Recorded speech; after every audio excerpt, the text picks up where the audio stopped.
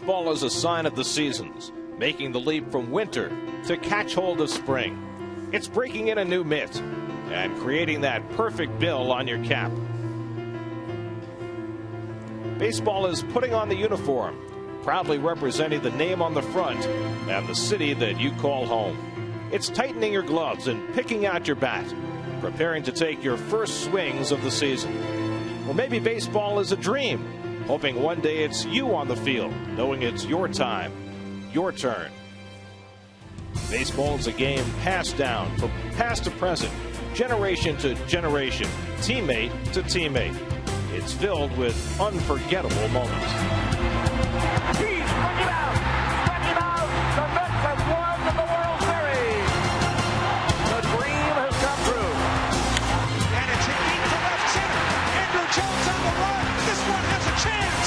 Home run! Mike Piazza! Drives this one to right field, over toward the corner. That ball is out of here!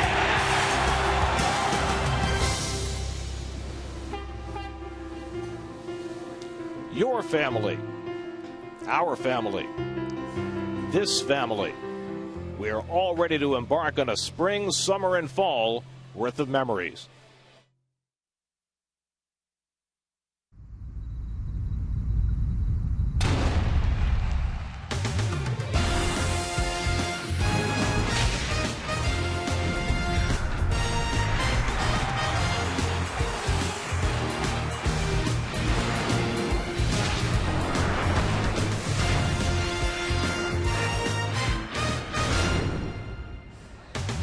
It's the day when baseball returns to Flushing, the home opener for the New York Mets. They had two of them in the Polo Grounds, a whole bunch at Shea Stadium, and now for the third time, it's the home opener as the Mets play their first game of the year at Citi Field. At Citi Field in New York, the New York Mets play the Washington Nationals. Mets baseball is presented in HD by IOTV. Get the best in HD free with IOTV. And a pleasant good afternoon, everybody, and welcome for the first time this season to Citi Field. Gary Cohen, Keith Hernandez, Ron Darling with you for the Mets home opener of 2011. The Mets come home having already played 6 games, but that first game in your home ballpark, that's a very special feeling. Well, opening day always gives you the butterflies, the jitters. You're looking forward. You have this off season, 5 months off to get prepared for the year. You got 6 weeks of spring training. It's always great to come home in front of the home folks. And I don't care who you are, you got nerves. Nice fur, by the way. Thank you. And if you're the pitcher in a home opener, that's got to be extra special. Yeah, I pitched a home opener before. It is. It's hard to keep those butterflies off you. I mean, it's just one of those games. And as a player now, as a up here in the booth, this is really one of the few games that you get those goosebumps because you just love watching these guys start here at Citi Field. Such electricity, and now the Mets come home to play 3 with the Washington Nationals, 4 with the Colorado Rockies, having just finished a fairly successful first road trip. It doesn't feel quite that way because they lost the last 2. Well, I still think it was a successful trip. You made the point, Gary. They lost to 2 aces, Josh Johnson and Roy Halladay. Took 3 out of 4 from the other guys. I'll take that every road trip that you got. So this is the team now that has a different attitude.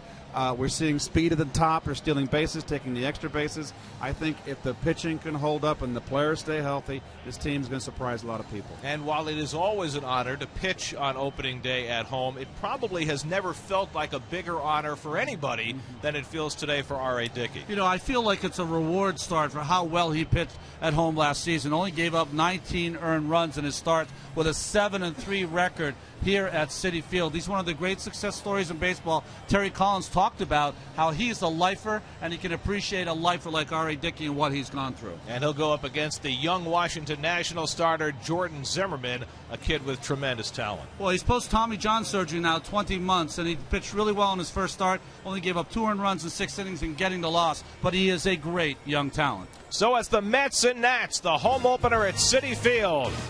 Come on back. Lots to see, lots to do. A season of memories starts right now.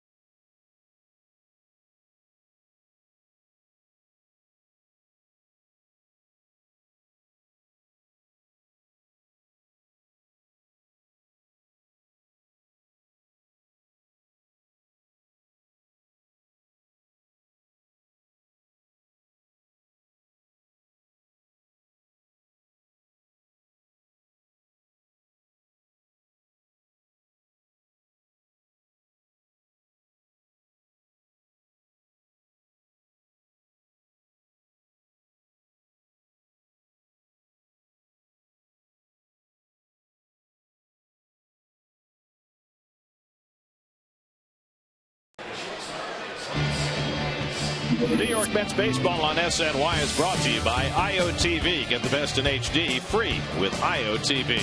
By RPL Equipment. From Midtown to Montauk for all your contracting needs. Visit them online at rplequipment.com. By your Tri-State Ford dealers. By New York Community Banks. By New York State Smokers Quit Line. And by freescore.com. 3 credit scores, 1 place. Mets and Nats, the home opener at Citi Field. Here's the Nationals starting lineup. They played in Florida last night and played an 11-inning game. Got to New York about 4 o'clock this morning. 12 hours later, here's their lineup. Jason Worth in his 7-year, $126 million contract plunked into the number 2 spot in the batting order. Adam LaRoche's cleanup. He hit the game-winning home run for the Nats in the 11th inning last night in Florida. Was R.A. Dickey's numbers last season in a magical year. All of those numbers there are career highs for R.A. I talked about it before. 7-3 at Citi Field last season. And watch him. Usually he commands that first inning. Hitters only 14 for 90 last year. A 156 average in the first inning. And the Lexus Metsy defense. Look at R.A. 61 chances. Spotless. I like it. Davis at first. Gives him the good solid corner infielder over there. First base, all the throws. Seeing all the improvement on the infield and the throws. Beltran, Harris, Pagan in the outfield. Reyes in the right on that left side. And on the occasion of the home opener, the Wilpon family wants to send along their best to Jerry Rosenkrantz, good friend, for a very, very speedy recovery. Ian Desmond will lead things off for the Nationals. Desmond got off to a miserable start this year, but 6 for 10 over the last 2 games. R.A. Dickey ready to throw the first pitch at Citi Field in 2011. And it's a knuckleball hit in the air to left field, and going back is Willie Harris. Lots of room out there, back near the wall, and he puts it away. 1 long out on the first pitch of the game.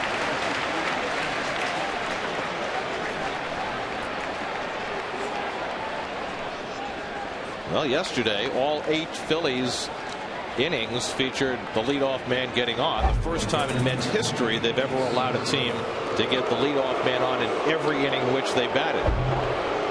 So they've changed the program already. Here's Jason Worth.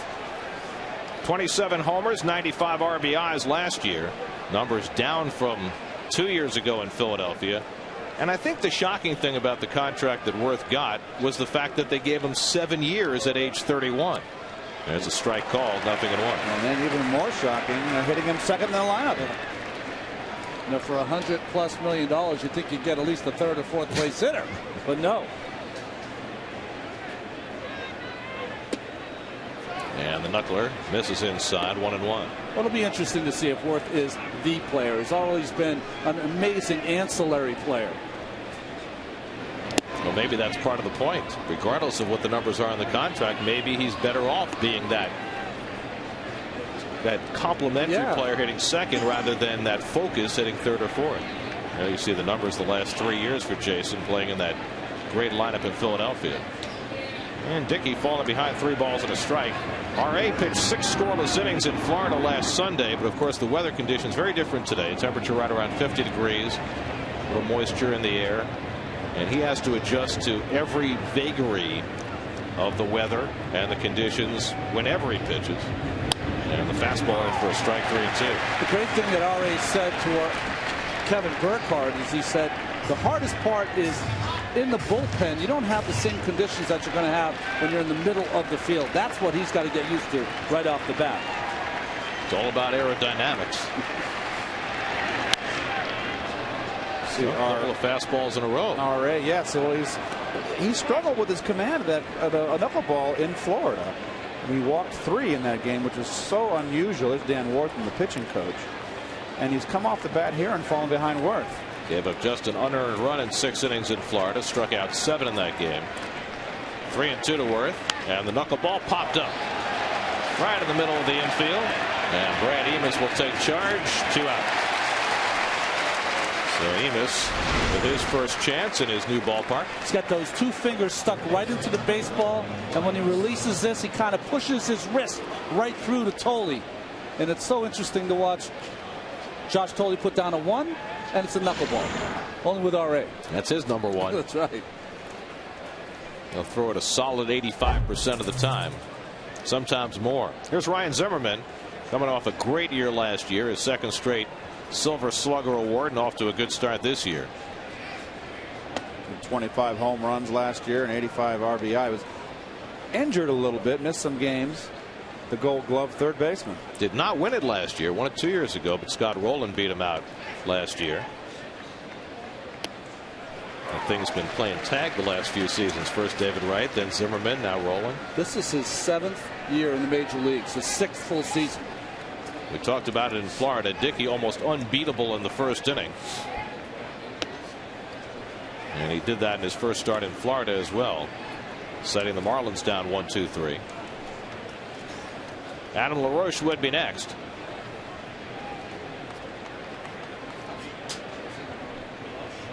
And Zimmerman can't find that knuckler.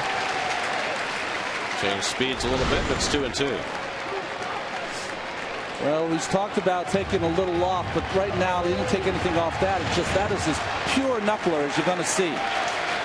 Got a quarter rotation coming home. That's perfect. 2-2. Foul back. R.A. Dickey now 36 years old. But as he says, in knuckleball years, about 25, 26. It's like reverse of dog years, I guess, right? 2-2 to Zimmerman. The slow one gets him. 62 miles an hour. That's the one he was working on in spring training. And Dickey gets the side in order in the opening inning. Mets come to bat when we come back.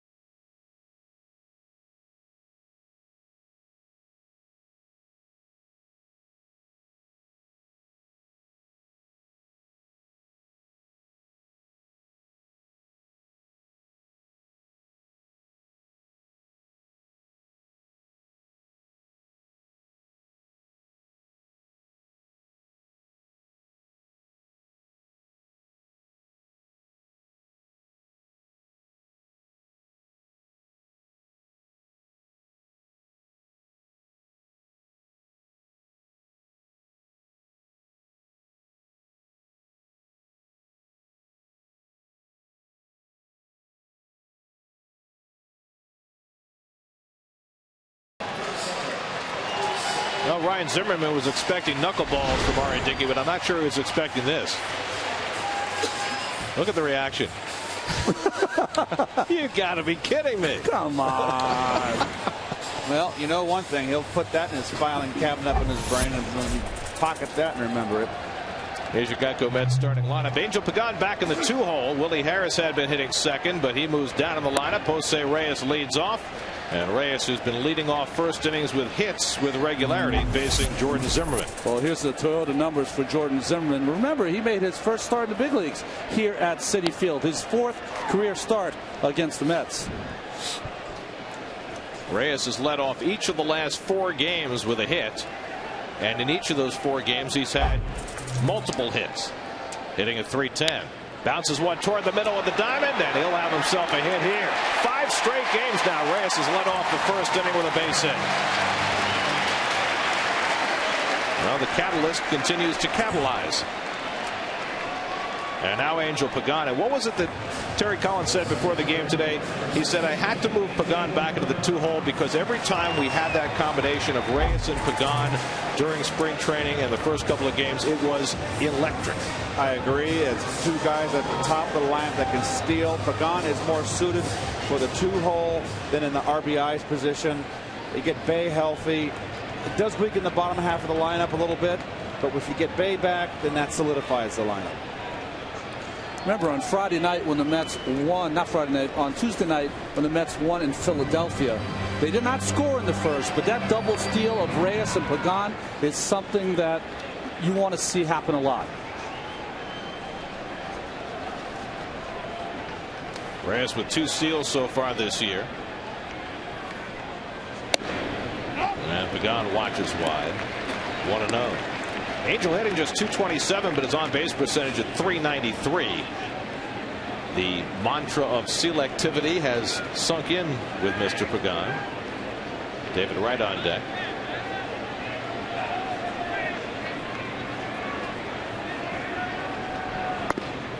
And it takes a strike 1-1. Each of the last 3 games, Reyes got on in Philly to start the first inning, and the Mets never brought him home.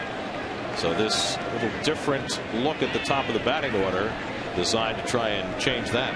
And despite his age, Pudge Rodriguez still throws as well as any catcher in baseball. 13-time Gold Glover behind the plate. He may not be playing as much as this year moves along because Wilson Ramos, the backup, is so good, but Pudge Rodriguez is a future Hall of Famer. And while his offense is not quite what it was, his defense is still spectacular. 13-time Gold Glover. That says it all right there about the glove. 1-1 to Pagan. Jordan Zimmerman working very tentatively, and time asked for by Pagan. Right before he was about to deliver that pitch, Tony Randazzo, the home plate umpire, granting time. Oh, I'd be hot if I was the manager. That's too late there, in my estimation, Keith. No argument, Ron. I'm on your side. Okay, good. What are you, a pitcher? 1-1 to Pagan, and the breaking ball bends in for a strike, and it's 1-2. Jim Riggleman in his 3rd season as Nationals manager. He's got a better unit this year and more help on the way. You know, Bryce Harper made his professional debut last night. Packed the house, right? In Hagerstown, got a couple of hits. Very interesting. He grew up in Maryland, Jim, and was a Senator fan. So here he is managing. Oh, and Zimmerman stumbles, and Reyes will take off for second as Pudge couldn't catch it cleanly. Stumbling as he came out of his stretch. If he had stopped his delivery, it would have been a balk, so he went ahead with it, and fortunate it didn't go to the backstop. Well, that happens a lot. What happens is that front foot, before you set your foot down, you catch that back spike. Once you catch that back spike, no chance of continuing to throw a strike. So it's a wild pitch charge to Zimmerman, and Reyes is in scoring position with nobody out. Can nerves play a factor there as well? I'm thinking, but I've seen that happen before. Big Pelf has had that happen to him on this mound. Fastball, strike 3 call. Zimmerman comes back at 95, keeps his balance against Pagan, looking for the first out. Well, Zimmerman's a hard thrower. Got a big hook, too. It's a 1-speed pitcher. And I think Angel got caught looking and had plenty of play. Hey, the Coors Light defense. I thought we forgot it. Well, here it is, folks. The Nationals. Morse out there in the corner outfield. I think it's important. The 2 middle infielders we talked about, Ian Desmond and Danny Espinosa, 2 youngsters, really are the future of this ball club. Since I've known you, you've never allowed us to forget the defense. Yeah, that's my moment to shine. Here's David Wright hitting at .346, and he swings through the first pitch fastball, 0-1. David had 6 hits in the 3 games in Philadelphia.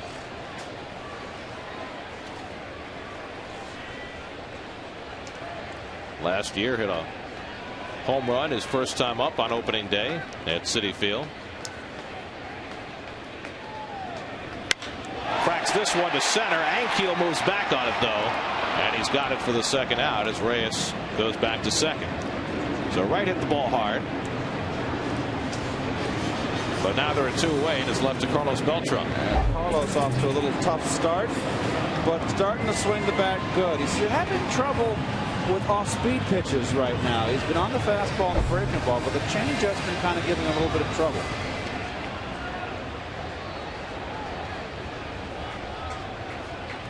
Carlos just 3 for 17 to begin the year. But all of his hits have come from this side of the plate. And he takes a strike from Zimmerman. You know, Keith, we always talk about the things that hitters have when they're struggling. When Carlos Beltran's swinging the bat well, what are the things that you see that he does? Well, he stays back. I mean, we get out in front. When he's out in front of the changeup, he's not staying back. We know he loves that ball belt high, mid thigh, out over the plate. That's his area. He's a belt level hitter. That's his spot where he loves. He hits over 400 in that area. But you know, it's been a tough. You know, he's getting himself back together here. He's missed a lot of baseball. He barely played during spring training. But I will say that the at-bats that we saw him take during the spring, he looked like he was pretty well locked in because he's been swinging the bat in the cage since January, trying to get himself ready to go. I will say, though, he is swinging the bat better from the left side than he is the right side right now. Right now, playing 2 days out of 3. The plan is for him to play 2 days and then sit 1. Fouls back that curveball off the fist. Almost got it off the fist. You see that? That thing was on the handle almost, on his hands. Ike Davis, hitting number 5 in the order, waiting on deck. Well, Zimmerman in short sleeves. Only a guy from the University of Wisconsin, Stevens Point, could have short sleeves today. This is his home weather. This is balmy. Beltran just barely fouls that one away to hang in. You see where it's going to be 80 degrees on Monday? Believe it when I see it.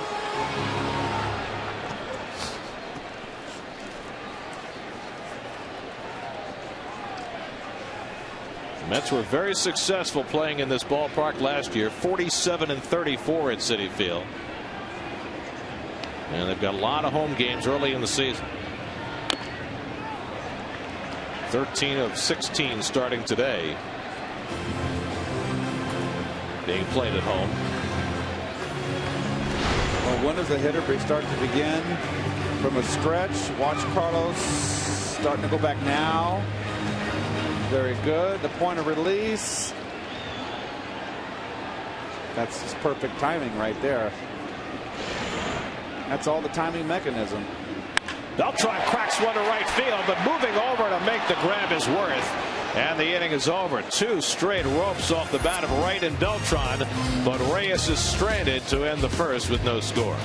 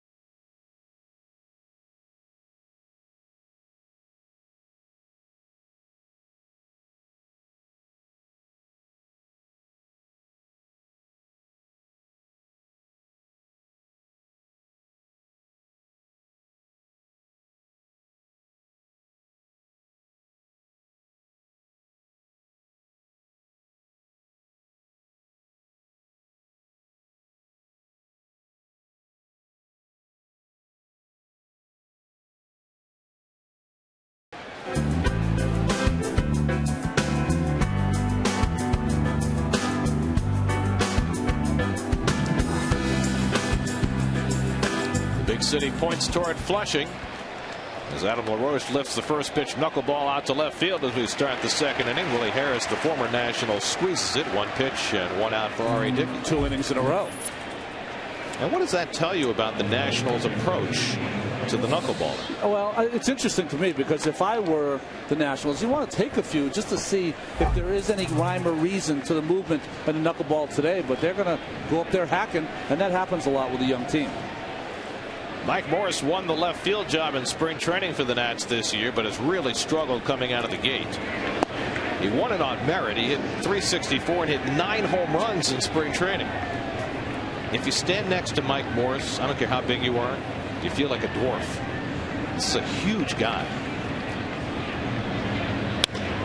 In the air to deep left center field, but plenty of room out there for Pregame. And there are 2 out. So 2 up and 2 quickly set aside on fly balls. Enjoy a Mets game this season at Citi Field in BJ's Clubhouse. Tickets start at $10 for kids and $20 for adults. Plus Mr. Met visits every game. Call 718-507-TIXX or visit Mets.com now. Now Rick Ankiel, the former Cardinal pitcher turned center fielder, won a job with a minor league deal in spring training, and he pulls one toward the hole, and he's got the Nationals' first hit of the game. Well, I tell you, Ankiel always hits the Mets. Had a tough year last year. Split the time with 27 games in Kansas City. Then went over to Atlanta. For Atlanta, he only hit .210. So he's looking to bounce back. And he played well enough in center field this spring that the Nats were inspired to trade Nyjer Morgan to Milwaukee and hand the center field job to Ankiel. You see Nyjer Morgan ran over another catcher yesterday. But this one was legit. Yes. He didn't go out of his way to take him out. And won a game for the Brewers. Took out Brian McCann. Here's Danny Espinosa, and he takes the knuckleball inside. So you remember Espinosa's first game against the Mets last September. He had home runs from each side of the plate. Had 6 RBIs in that game at Nationals Park. Didn't hit much after that in September, but the Nats love his bat. 28 homers and 30 stolen bases combined in the majors and minors last year. Had 6 home runs in 28 games. And Dickey can't float that one over, and now it's 3-0. Pudge Rodriguez hitting 8th in the order. When's the last time Pudge hit 8th? Really? Wow. When's the last time Pudge was 0 for 10? There's a strike, 3-1. He's yet to get a hit this season. You know, I think the one thing that we don't ever talk about, as you see Pudge there, umpires' learning curve with a knuckleball pitcher has to take longer than it does. Ooh, nice pickoff by R.A. Almost got him. Dan Bellino, the young first base umpire, had Ankiel getting back. He's got a great move. You know, there's a reason that we highlighted, maybe for the first time since I've been here, a pitcher when we showed the defense. Just a tremendous all-around presence is R.A. Dickey. There goes Ankiel. The pitch is low for ball 4, and so the out call is not going to stand. Brian Gorman should have known it was ball 4 and turned his back and walked away. If it had been an out at second base, it would have been the 3rd out. But Brian just wasn't plugged into the count. Anyway, it's a walk to Espinosa. Now 2 on, and Pudge Rodriguez steps in. That pitch was right down the middle. I mean, did he get shaded by Josh Tolley? Or, I mean, 3-1, fastball by R.A. Where's this pitch, Keith? Right down the middle. That's on a tee. Tony Randazzo didn't see it. So he had a couple of umpires who might have been a little spacey on that last play. Randazzo calling the balls and strikes. Gorman, the crew chief, with Bellino and Vanover at the corners. Pudge batted 8th 3 times last season, looking for his first hit of 2011, and he takes low for ball 2, 2-0. Well, I'm talking to Pudge Rodriguez. One of the things that he's always tried to approach when he was in the American League and facing guys like Steve Sparks and knuckleballers, he said the key is to just try to hit the ball to the right field. Absolutely. Just hit the ball to the right side. He's 4 for 12 against Dickey.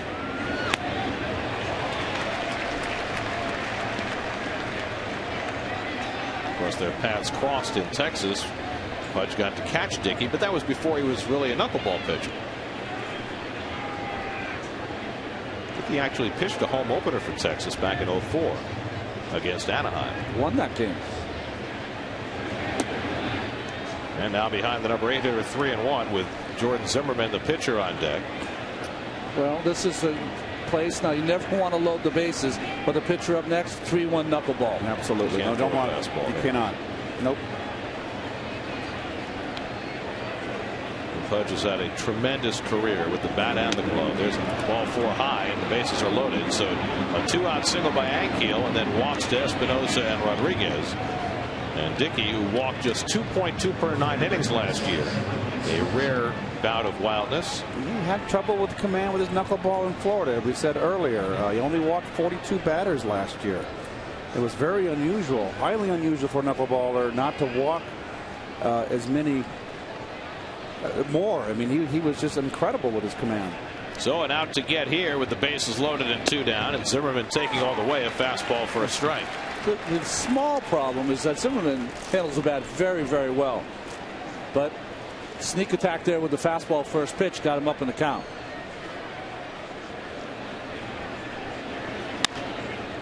And now Dickey ahead 0-2 with back-to-back fastballs. Jordan Zimmerman, no relation to Ryan Zimmerman. Spells his name slightly differently. 2 N's at the end of Jordan Zimmerman. And they don't look alike. How about if R.A. strikes out the pitcher on 3 fastballs? There's Zimmerman with 1 N. 0-2. Tapped foul as he came with the hard knuckleball.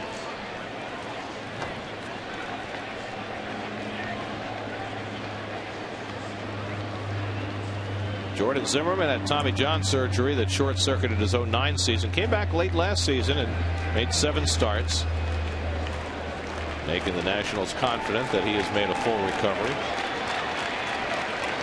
Dickey ahead of him 0-2.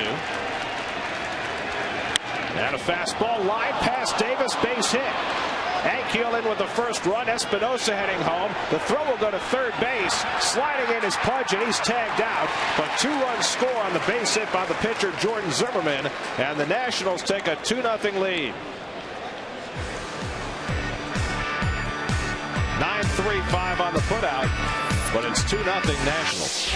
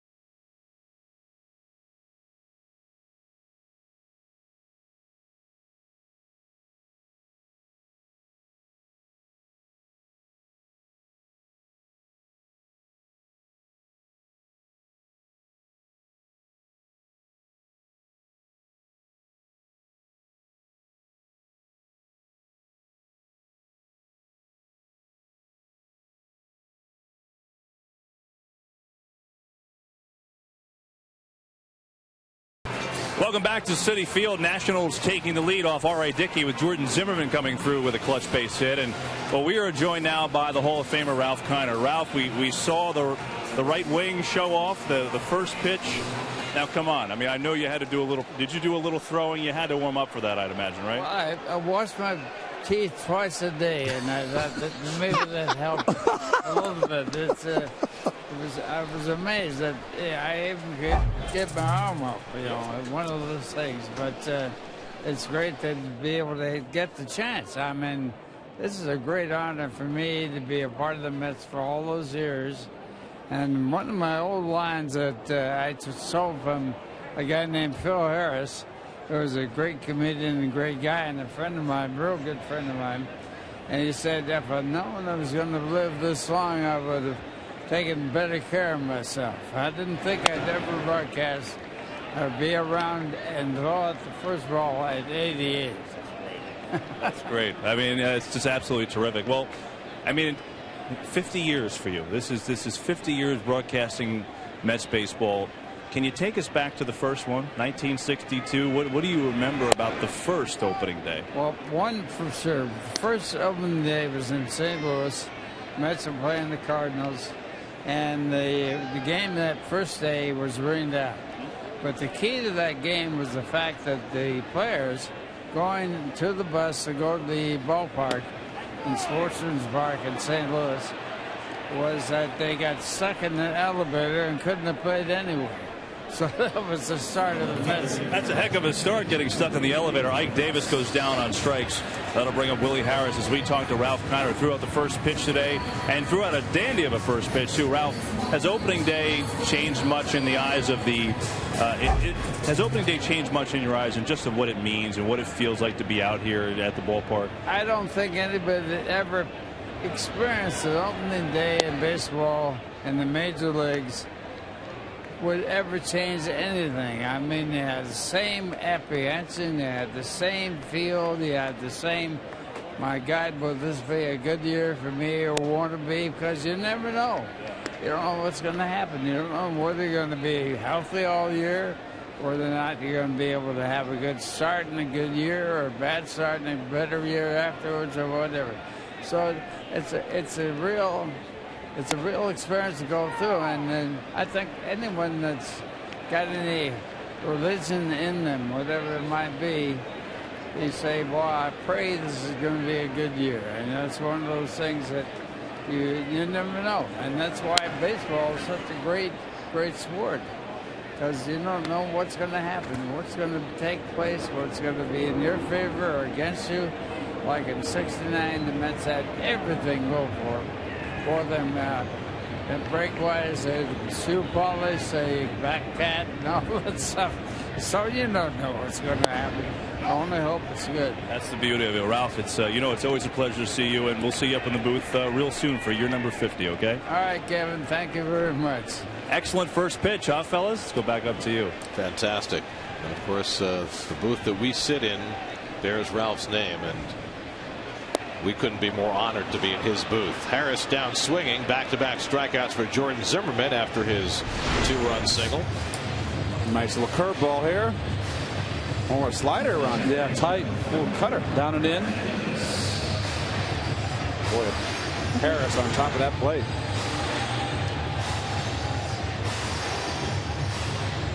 So 2 out and nobody on. Now Brad Amos, who made that nice relay throw to third base to get the final out in the top of the inning.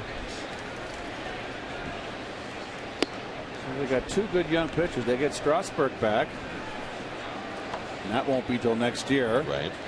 We got a nice little 1-2 combo right here with this young man. We've had both of them now have Tommy John surgery. At the end of spring training, Strasburg was throwing on flat ground from 100 feet. So that's a pretty good sign that he is starting to come back a little bit. And I think if you're Jim Riggleman, who's put a lot of due diligence and work into this team with a lot of young players learning how to play, he wants to just last long enough for all the good players to be on this team. Well, he arrived in the big leagues like a comet last year.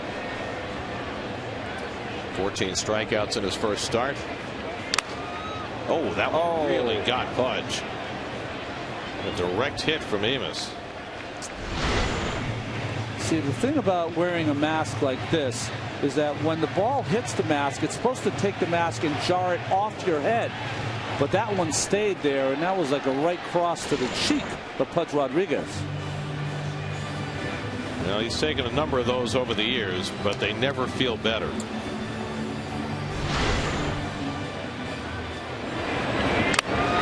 Ouch. Only catchers can talk to other catchers about that. It's like getting a short right cross.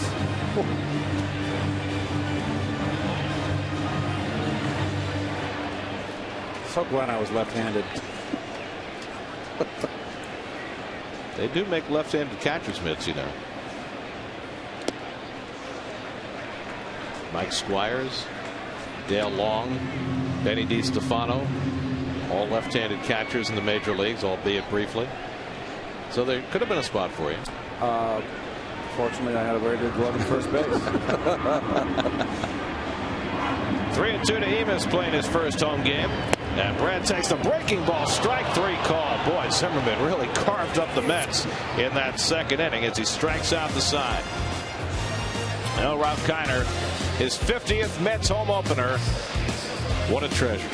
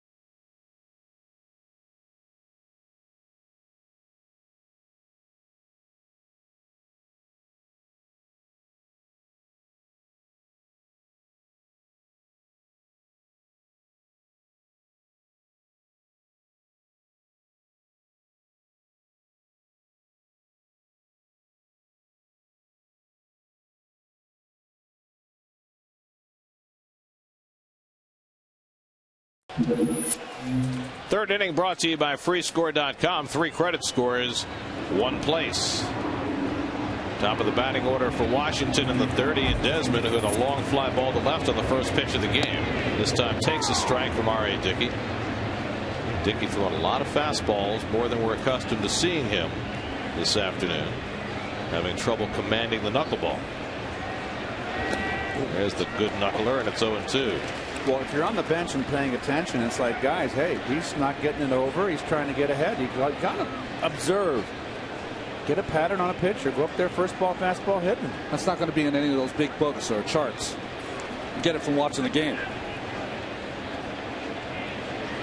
It's like Yogi Berra said, you can see a lot by observing. Didn't he have a few more things, a few more? A book full of them. Jason Worth on deck, then Ryan Zimmerman. And the knuckleball popped up. Ike Davis retreating toward that short fence over the shoulder. He can't make the catch. Emis wasn't going to get there. Ike was the only one with the play. Well, the tough part about this play is you've got to pretend like your OT stops right there. And whenever you stop, I learned that. I made that mistake so many times when I was young in my career. And I finally got smart enough to realize that you're like Paul Warfield going down the field, catching a long bomb. You don't stop running. You think you got it, and you pull up like that, you're going to miss it by 3 inches. The key is to keep running, and you'll catch it. It took me around 3 years to figure that out, a rockhead that I am. Would you like to tell the youngsters who Paul Warfield was? Breaking ball in there for a strike 3 call. And that's the second strikeout for Dickey. I wasn't contemporary. Great wide receiver with the Browns and later with the Dolphins. 42? Yeah, 42, Paul Warfield. Here's Jason Worth, who is getting greeted like an ex-Philly by the Citi Field crowd. Normally, Nationals don't get vociferous reactions from Met fans, but he's identified, of course, with that other team. Worth popped up his first time up, and he takes the pitch high.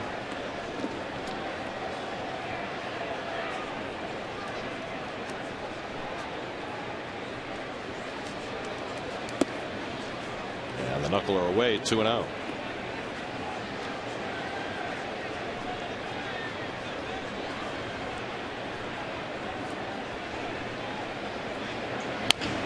Bounce to David Wright, comes in, gets the offbeat hop, and slings it over to first to get Worth 2 out. Well, the inside pitch is brought to you by Xerox Business of Baseball. Xerox, ready for real business. Cold knuckles. That's the one thing he's going to have to deal with today. Making sure he blows in that hand, keeps that hand warm to throw that good knuckleball. Continue to avoid walks. It hurt him in that last inning. That's something that hurt him in the last game also. That's something he avoided last season. And regained the hitting belt after Chris Young on those 3 hits the other night. R.A. Dickey was the man as far as the offensive production from the pitcher. There's the eephus knuckleball. And the smile from Ryan Zimmerman. See if Dickey tries it again in this sequence. Again, he's behind 2-0. Last year, R.A. Dickey didn't make his first start as a Met till May the 19th, and it was against the Nationals, and there was no way that anybody could have known what to expect. He was just kind of filling a spot in the rotation at that point. He had pitched some wonderful games down in Buffalo, but he was a 35-year-old journeyman who was relatively new to the knuckleball, and he pitched 6 terrific innings that night down in D.C. and never looked back. Fastball 3-1. Also, he was the first cut last year in spring training, so they didn't even want to spend any time looking at him. Goes down and, of course, pitches great baseball in Buffalo.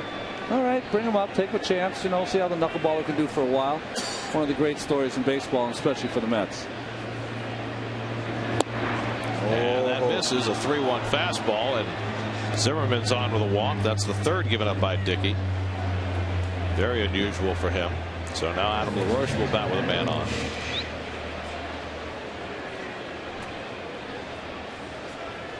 Played in Arizona last year. Drove in 100 RBI.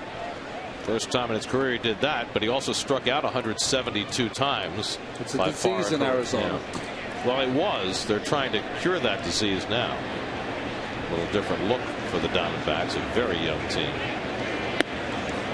Although Mark Reynolds sent over to Baltimore, he's really helping them. He had 3 RBIs in last night's ball game. He struck out over 200 times last season. I guess Arizona got tired of looking at that. He had, remember 2 years ago, the series he had here, Gary?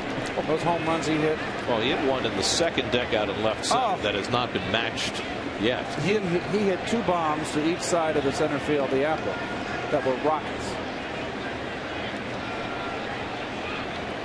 Well, Dickey has spent this entire inning behind 2-0. Fastball. Came with the knuckler and missed, and again it's 3-0. You know, the problem you get, sorry, Keith, is that Tolley cannot frame any of those pitches. Randazzo seems to be calling the pitch where Tolley catches it, and you can't do that with a knuckleball. That ball's in the strike zone a long time, and once it ends up, it'll end up on the ground. Oh, I like that swinging 3-0. I like that call from Riggleman. Got it down and in too in his wheelhouse. He's out in front. Looked like almost just a little bit of sink on that.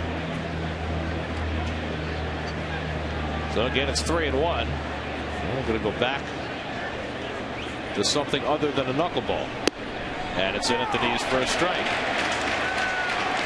So what do you do now on 3-2? Another fastball? Hey, pick your poison.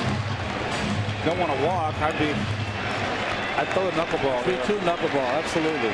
Zimmerman set to run. Number 1 means knuckleball. And it's low, ball 4. Back-to-back 2-out walks. And that's 4 of them now for Dickey in 2 2/3 innings. And it's so out of character how he pitched last year, Ron. Well, he's getting tons of movement, so that's the good thing.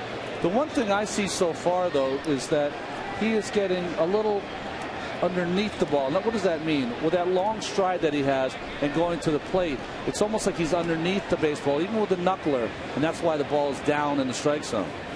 Stand a little taller. So here's Michael Morse with 2 men on, and Tolle has to backhand that one.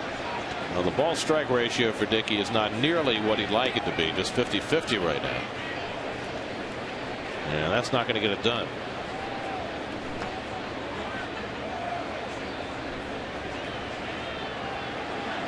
Hitter right now, look, fastball. It's a knuckleball, take it. He's not getting it over.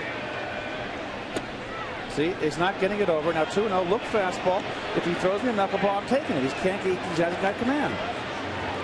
If he throws a fastball in there, you're on it. While Dan Warthen visits the mound, there is a breaking story in Major League Baseball. Manny Ramirez has notified Major League Baseball that he's retiring after being notified of an issue under MLB's drug policy. Apparently tested positive for performance-enhancing drugs during spring training. Would have faced a 100-game suspension because it would be his second offense. And Manny, who got off to a terrible start this year with Tampa Bay, just 1 for 17. Tampa Bay off to a terrible start of their own, 0-6. Apparently has decided to call it quits rather than be suspended again. And put a tarnish over all those amazing numbers. Well, maybe the emperor has no clothes. Yes.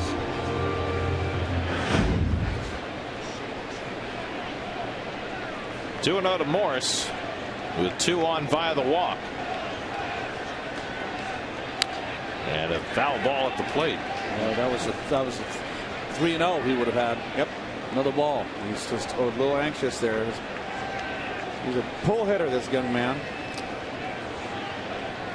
And you know he's looking for something he can drive. He's in a bad slump to start the season, so maybe a little over anxious there. Holds his hands way away from his body. Slow ground ball for Reyes to come in on. And he gets Morris to end the inning. So a couple of walks. Dickey gets the ground ball he needs. Still 2-0 Washington.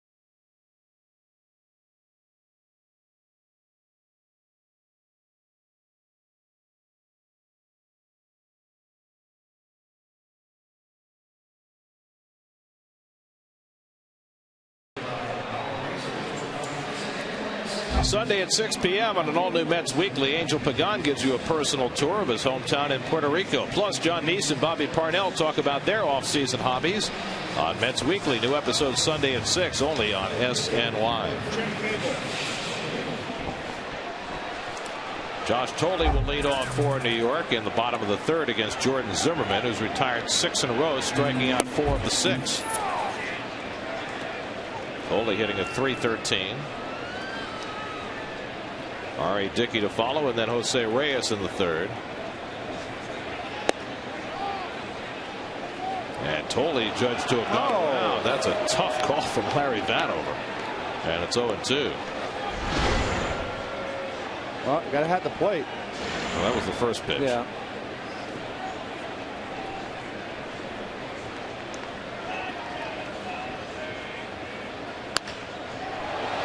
Tell you what, I'm impressed by this Zimmerman. He's got an excellent, quick little tight breaking ball, and he throws hard. Works quick. Just 24 years old as you look at Dickey on deck, and like so many pitchers who pitched in the North, didn't pitch a whole lot when he was young. He was more known for his football playing in high school in Wisconsin. Once caught passes for more than 300 yards in a game. Wow.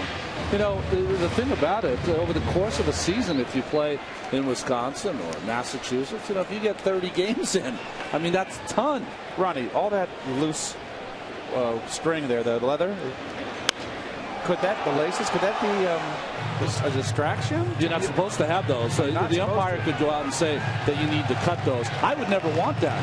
I'm asking you. Yeah. I mean, do you want something whipping around? And never, ever. Well, how about for a hitter? Is it a distraction for the hitter to see that? I'd have the umpire risk getting drilled and say, have him cut him. Have the manager do it. Have the manager. Exactly. I need your help. If you need to undress a pitcher, always get a surrogate.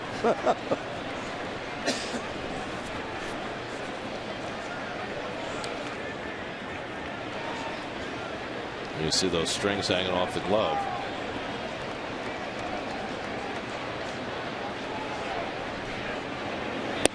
And Tolley with a really good at bat here after falling behind on that questionable check swing.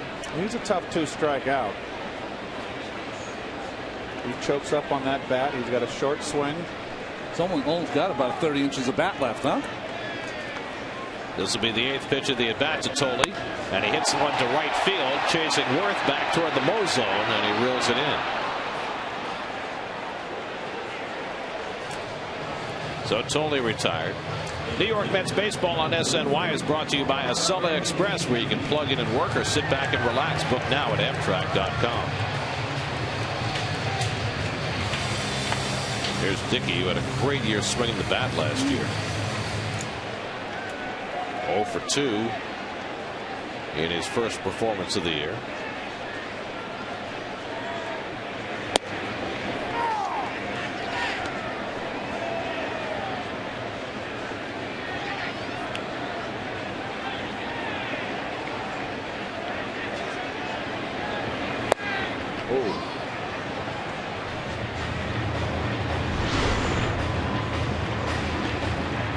Mercedes-Benz Ultramo, brought to you by your Tri-State Mercedes-Benz dealers on the web at searchmercedes.com. And Dickey takes one the other way, and he's got a base hit. Almost the same spot where Zimmerman got his base hit on an 0-2 count. Dickey does the same. Just the Mets' second hit of the day. Hit them where they ain't. That's a big inside out right there. Back up slider. Think about how many years you perfected your swing and your craft to get base hits. A swing like that can produce a base hit. They can. That's called Plan B. See how many you get over 500 at bats like that. Yeah, that's right. Here's Reyes, who had an infield hit to open the first inning. His 5th straight game opening the first inning with a hit. The problem has been what has happened after that. In fact, for the season, the Mets are now 1 for 12 with runners in scoring position in the first inning, including 0 for 3 today. You love to get that first run, especially when Reyes gets on. You're playing behind the pitcher there, but you can't play too far behind because of Reyes' bunting ability. Boy, if I were Jose, I'd be tempted to drag one, wouldn't you? If he can get one past the pitcher, Zimmerman, towards the second baseman, no one's going to throw him out. I've had that play where the hitter tries to drag in the situation, throw the ball to second. Get the pitcher who can't run. I'd rather have Reyes swinging the bat. He's swinging a good bat right now. 2-0. Now there's a strike. Borderline. 2-1. Looks has certainly not gotten the benefit of a lot of close calls at the plate.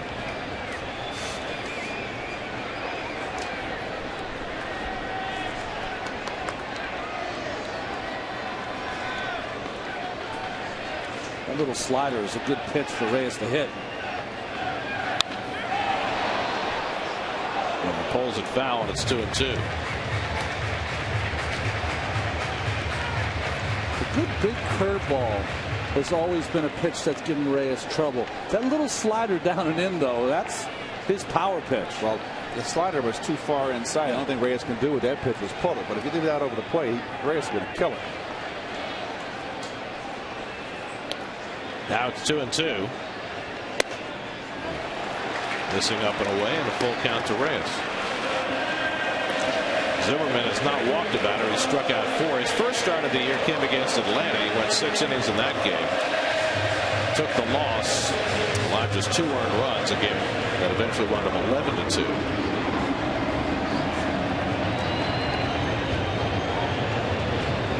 You don't expect Dickey to be running. Breaking ball. And another one off. Pudge Rodriguez has taken a shelling.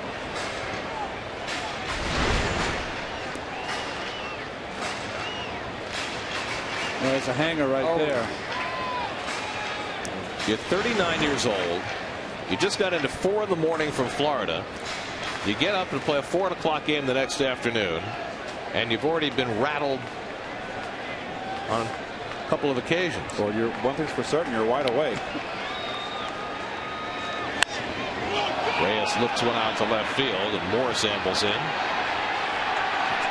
2 out.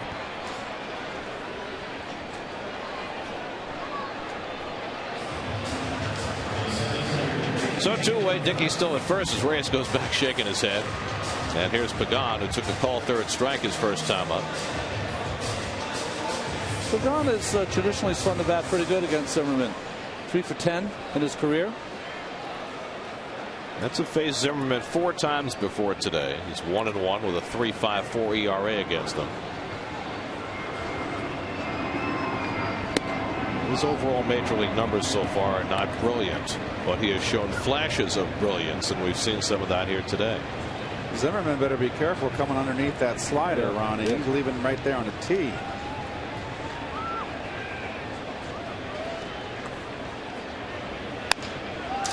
Pagan pops it up, shallow left center. Ankiel coming on to make the catch and end the inning. 3 fly ball outs wrapped around a Dickey base hit. And after 3 in the home opener, it's 2-0 Nats.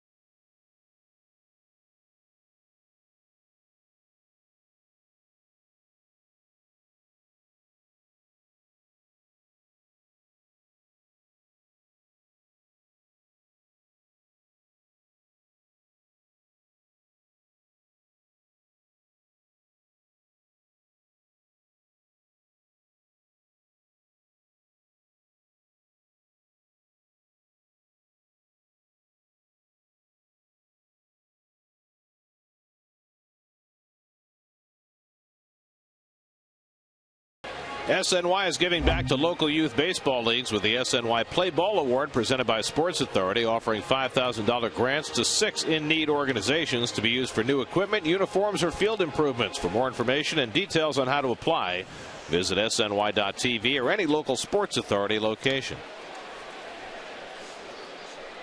Rick Ankiel leads off in the 4th inning for the Nationals. And first pitch swinging, fouls off the knuckler, 0-1. Ankiel singled and scored the first Washington run in the second. R.A. Dickey has hurt himself with 4 walks, which matches his high in any game as a Met. Gets Ankiel chasing 0-2. See, he's changing speeds a little bit on that knuckler. So last inning he threw one to Zimmerman 72 miles an hour. That one's 74. He's usually around 78, 79.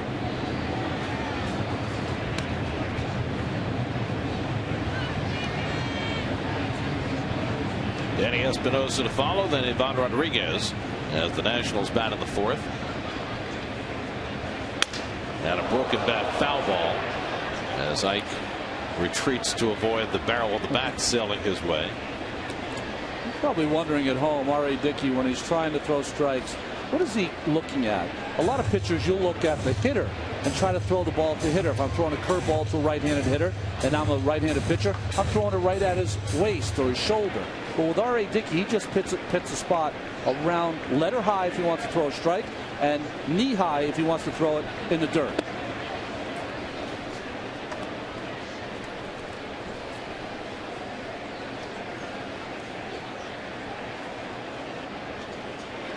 Two to Ankiel. And that misses ball 3. So after getting ahead 0-2, Dickey's gone to a full count.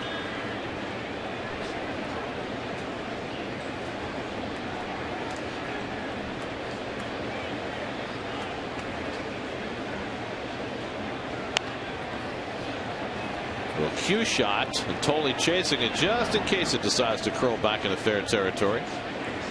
You see that pitch right there?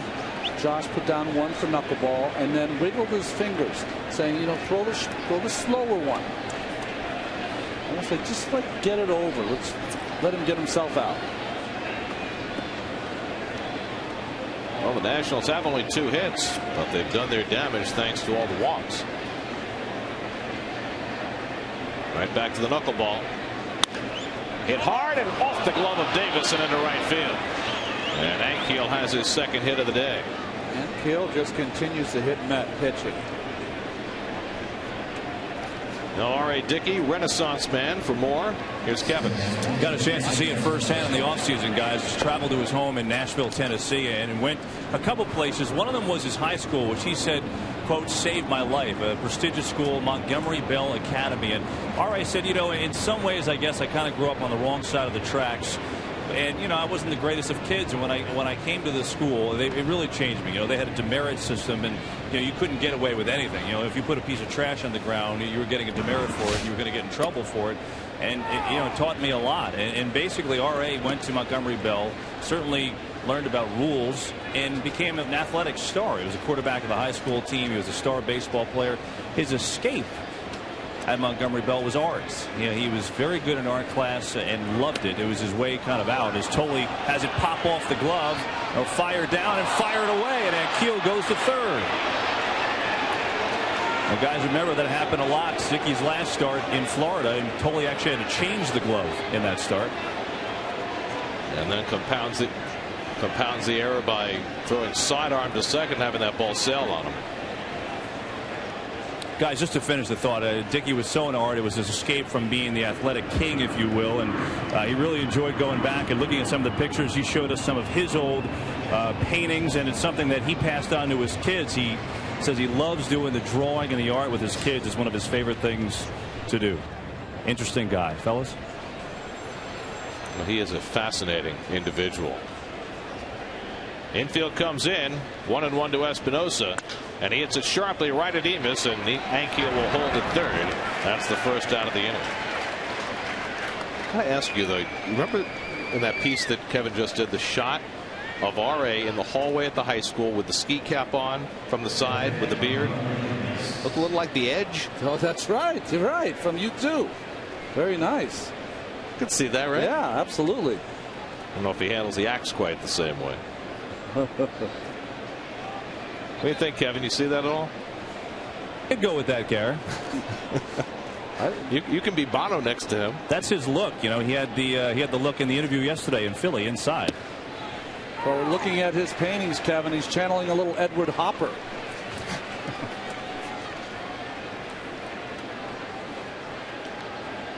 Well, you know what he really aspires to is to be a great novelist someday. They get to English literature. Coming on contact is Ankiel, and Tolley puts on the tag for the second out. Nicely executed by Amos and Tolley, with Ankiel coming on contact. 2 out. Well, 2 chances to get a runner in from third. The Nationals and 2 ground balls.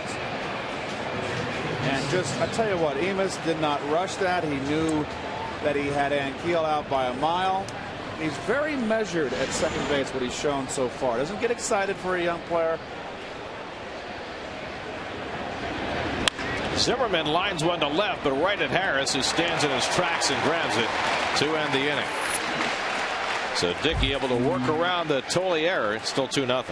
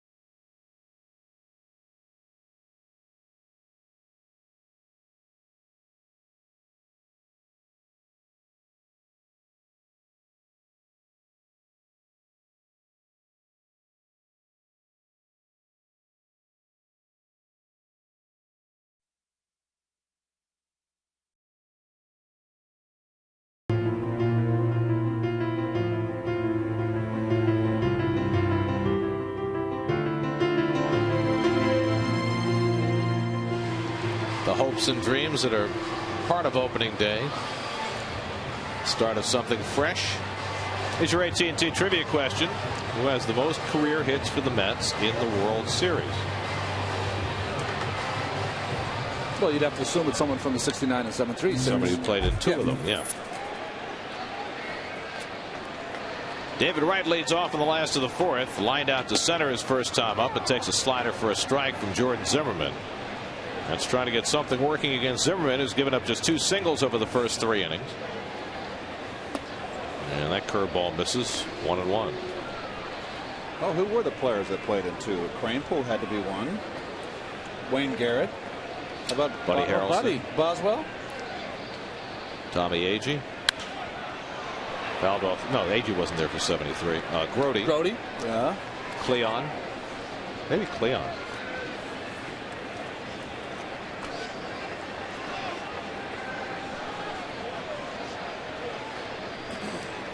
One-two to David, and he pops one foul off the right side. There's David set up away there. You can always tell when David's shooting to right field. He just completely commits.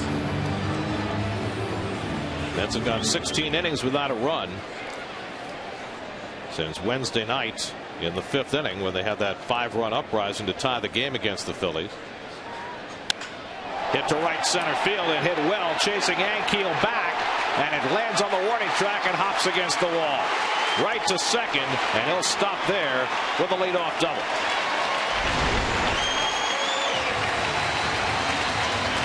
Fastball, middle of plate, and that's a ball you can either pull or go the other way. And David opts to go to the opposite field. And that's just perfect balance. That's 2 balls now. He's hit right on the nose. The Mercedes Ultra Mo brought to you by your Tri-State dealers on the web at searchmercedes.com. So the Mets with a chance to crack through with Beltran, who hit the ball very hard his first time up, lining out to right field.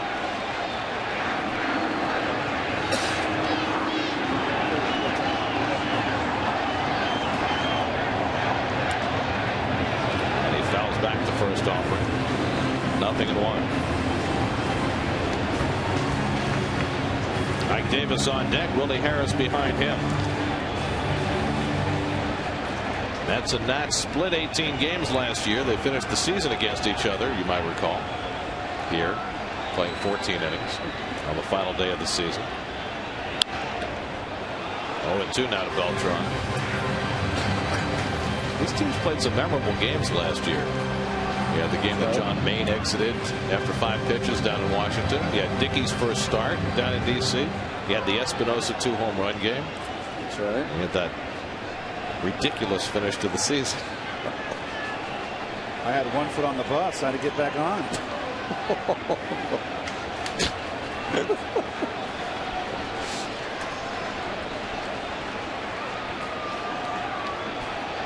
To Beltran. Just missed. Boy, oh boy. That's a tough one to take, right? That's a borderline knee strike. That corner. That's when you say if the umpire rings you up, you can't moan and groan, but it's too close to take.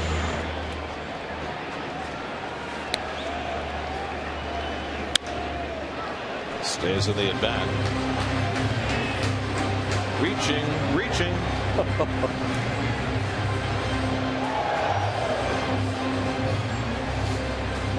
Well, everything's been away. Surprise them away. Change up away. Got to pop something in at some point. As a hitter, you got to just cover the plate. You're behind the count 1-2. Pickoff try, and Desmond got there, but Wright just got the hand back. Well executed. Well, this Zimmerman's quite an athlete. Quick move. She's Desmond. Daylight, you have to go. Daylight was there, and the key for the runner at second base always, don't take your eye off the pitcher. When he turns, just get back. To shortstop, Wright trying to advance. Desmond lets him go and throws out Beltran. Desmond had him. Interesting decision by David to take that base. And fortunate he got away with it. He's as dead as a doornail if Desmond completes the throw. And Desmond has trouble with throwing the accuracy. I think he got a little Archie Bell there. He had him dead to rights. Well, if he's had any problems in his year and a half in the big leagues, it has been with throwing the baseball. 2-0 lead. Maybe he didn't want to take a chance. So the Mets have a runner at third with 1 out. This has not been a good situation for them early in the season. The Mets have driven home just 5 of 16 runners this year from third base with less than 2 out. Ike Davis trying to change that and fouls off the first pitch fastball. Ike, the first 5 games, drove in a run every game. Yesterday's ball game, and obviously no one drove in a run. The Mets were shut out. Here you see the Mets are right at the bottom of the National League in that category early in the season. Ike had a home run against Zimmerman last year when he came back to pitch late in the season.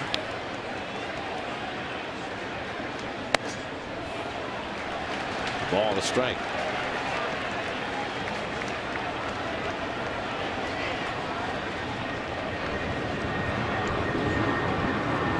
Willie Harris waits on deck.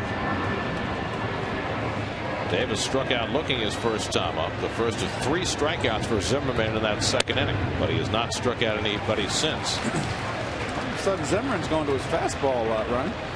Yeah, he is. He's just not. The ball's running away on him a little bit. Not as true as it was earlier in the game.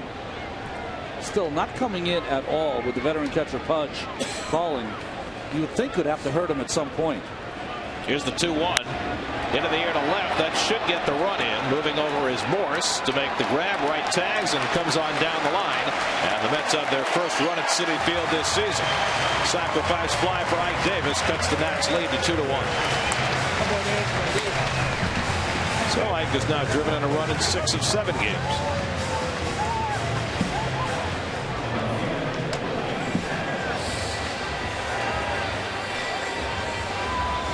That'll bring up the former National, Willie Harris, who struck out his first time up.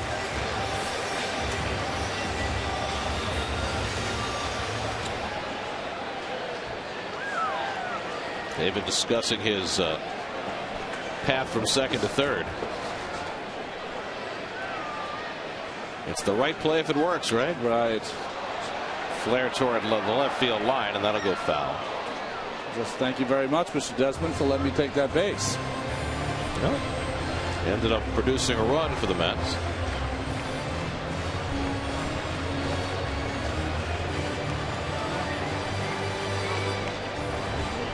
Jordan Zimmerman about to throw his 70th pitch of the day. It's a little higher than he'd like in the 4th inning.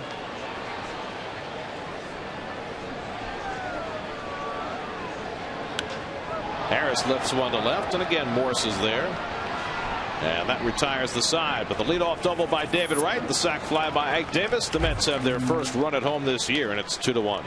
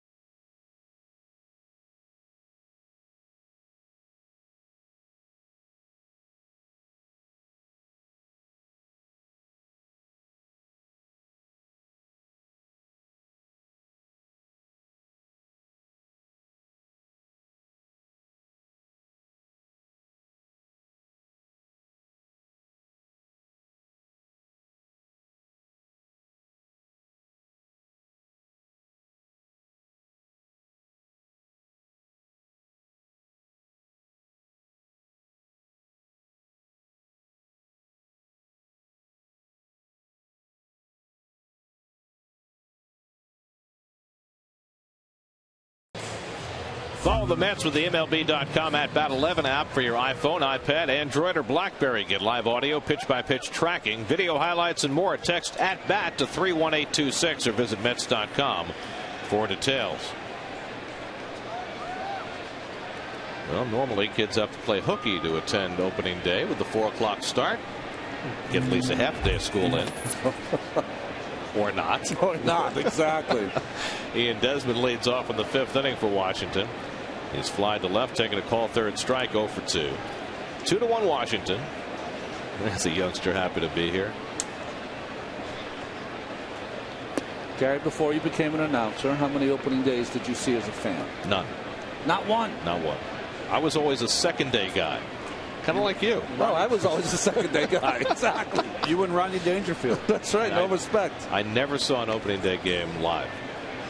I'd get home from school and maybe catch the last couple of innings. Yeah.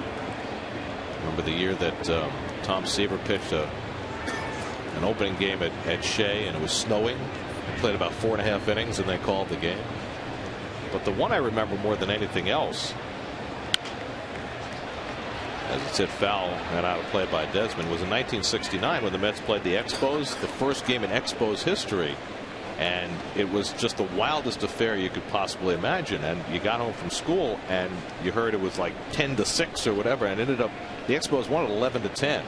But it was that was at a point when the Mets had never won an opening day. Remember, they won a World Series before they ever won an opening day game, and they lost to a team that had never played before. And the pitcher for the Expos, Dan McGinn, hit a home run. Coco LeBoy hit a home run. Remember Coco? I remember Dan. I played with Dan McGinn in AAA. Don Shaw took the loss. Dan McGinn was a real piece of work, let me tell you. Barely etched in your memory, huh, Gary? 3-2 to Desmond. Strike 3 call. Dickey gets him looking at the fastball. Second time he's gotten Desmond on a call, 3rd strike. That's his 3rd of the day. No, fastball got caught looking for the knuckleball. That's going to happen. Even off Negro, who threw knuckleball every pitch 99% of the time. I really just, if he threw me a fastball, I was ready for it, and you can adjust. Here's Jason Worth, who's popped to second and grounded to third, 0 for 2. RA's starting to settle in a little bit. Remember when that ball strike ratio was 50-50, not anymore. I don't think we give enough credit also that he's 35 years old, but he's still going to have butterflies starting his first game here.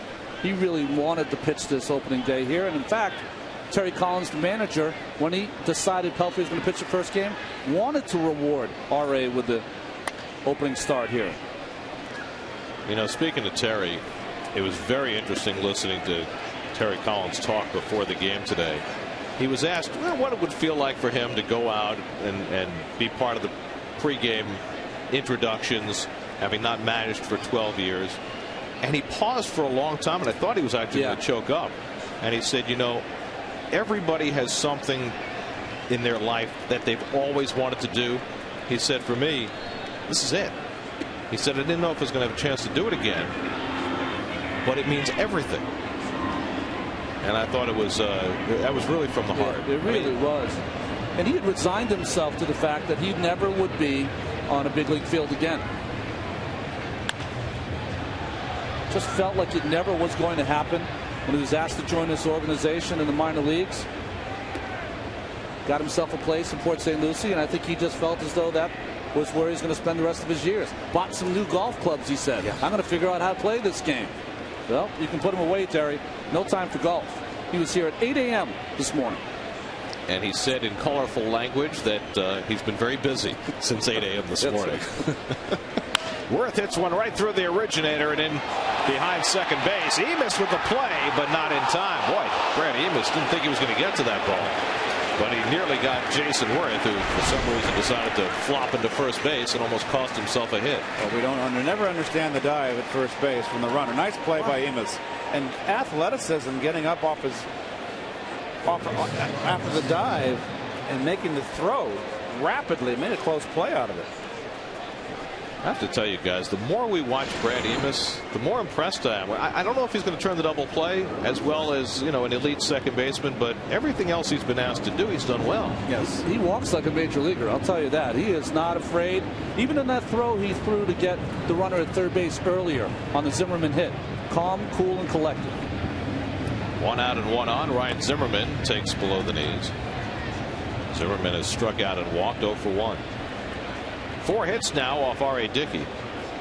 All singles. Look for a fastball. Good time. Heading the count. And he gets a fastball. And he's kicking himself now. 1-1. Elementary, my dear Watson.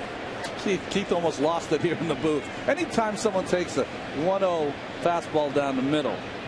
He's been missing with the knuckleball, and he's been throwing a lot of fastballs. It's just, you pay attention. You gotta want to know. You can look for it. If it's a knuckleball, take it. If it's a ball, you're 2-0. If it's a strike, you're 1-1. So what? That covers it. 2-1. This game's very easy, Gary. It's very simple. Simplistic. Again, Dickey with this. See the release here. It's almost like he's cutting it off a little bit. It's like he's yelling. It looks very Braveheart like, as he's throwing the ball here. I was thinking Monica Seles. Retreat, retreat.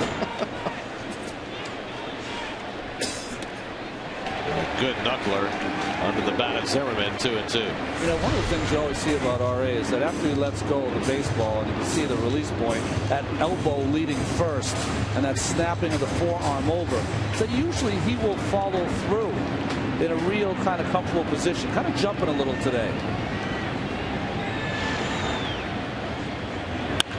Back past him and into center field, a base hit. Worth pulls in at second. So back-to-back base hits for Worth and Zimmerman, both just taking Dickey back up the middle. You just see he's given up now, what, 5 hits in this ball game.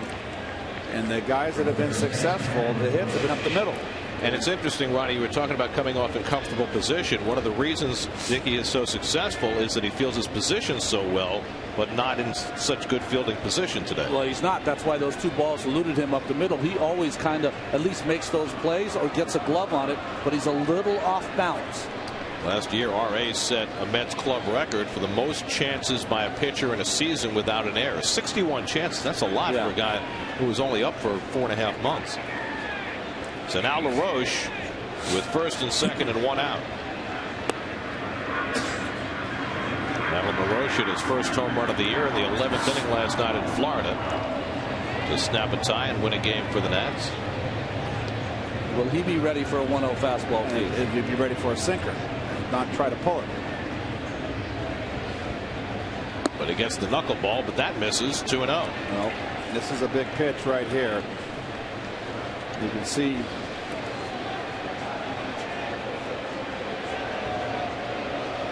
they got the pull up the Dreas way up the middle, right way over in the hole. Big pitch here for Dickey.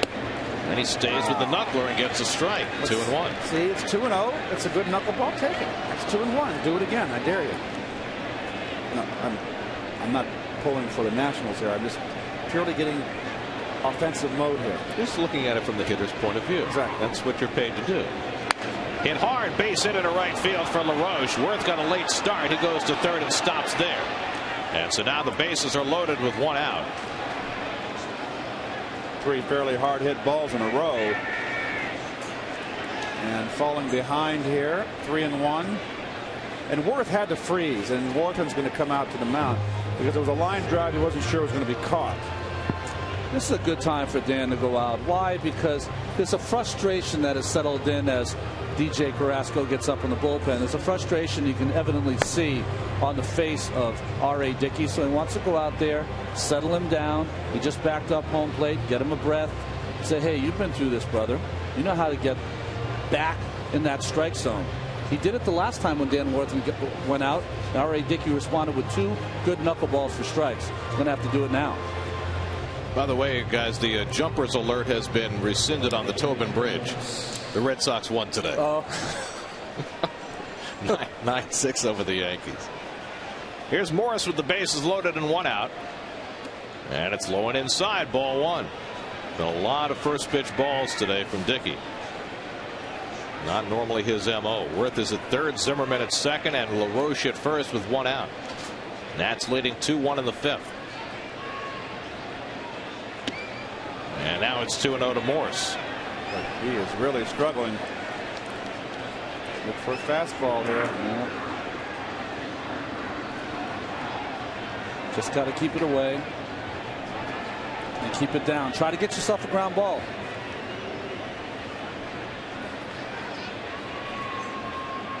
Stays with the knuckleball and falls behind 3-0. So now he's a pitch away from forcing a run.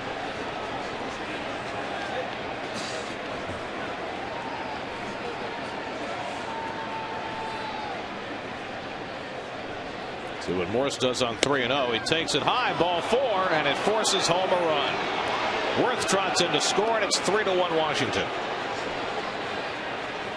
The 5th walk given up by R.A. Dickey. That matches his career high.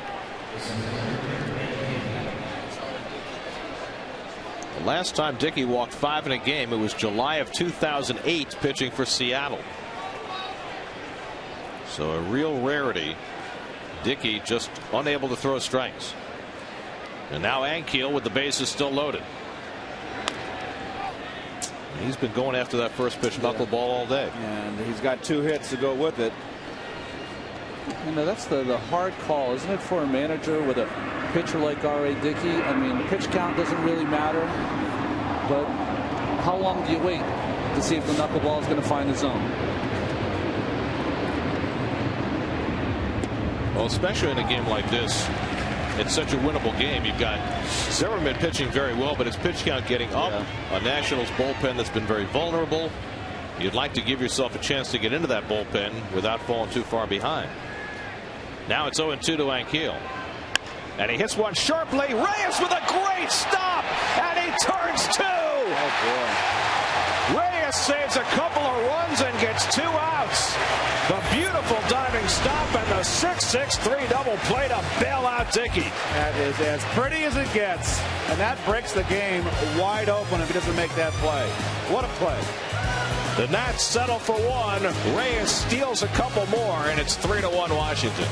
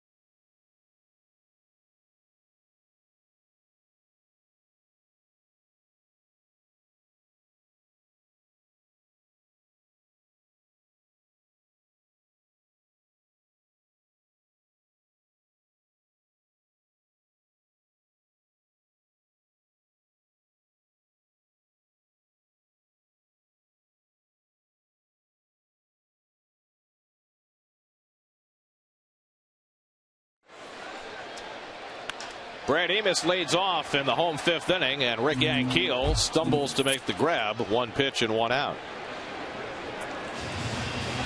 So Amos is retired, and now Josh Thole will step in. Thole flied to right his first time up.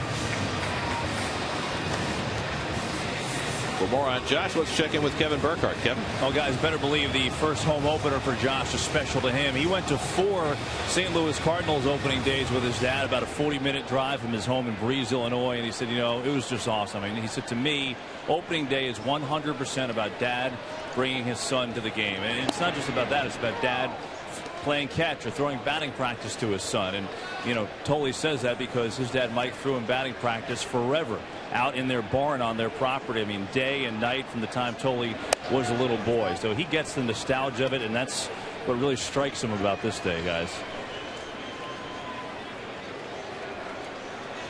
There's such a wonderful, wide-eyed attitude about Josh Thole. Even as he becomes more of a major leaguer and becomes more comfortable in his role as a major league player, there's a certain wonderment in his eyes that's just so fun to be around.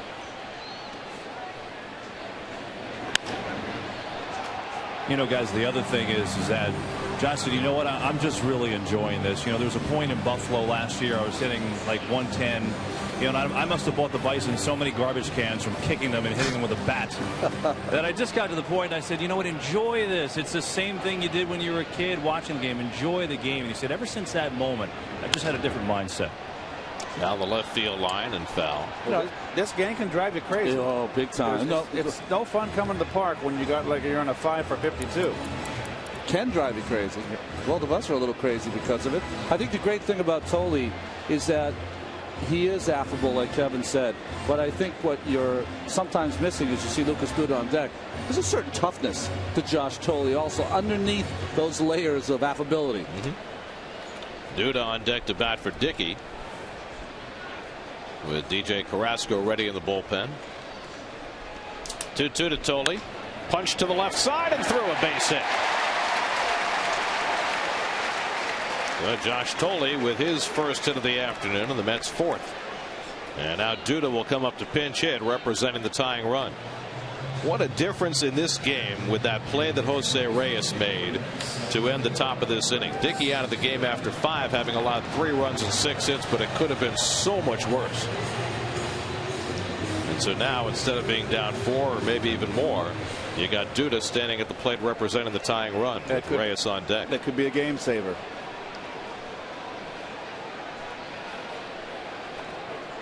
Duda off to a slow start.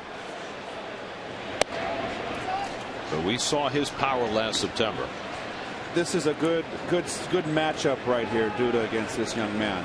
Hard thrower, not an off-speed pitch, young hitter, likes the fastball. With power, one swing can put you back in the ballgame.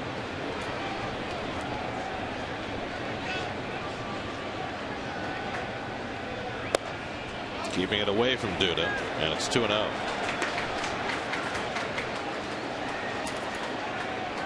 Two-seamer from Zimmerman that time? Yeah, he says when he goes outside, he's trying to run that ball away from the left-handed hitters. It's more true when he pitches inside to the righties. But what a pitch for Duda to hit here. Got to throw strike. Again, working that outside corner, and he gets a strike. 2-1. Well, these Met hitters, especially the left-handers, have to realize they're only going to get sliders in, fastballs away. It's simple as that. Zimmerman gave up 8 home runs in just 31 innings when he came back late last year. So he is vulnerable to the long ball.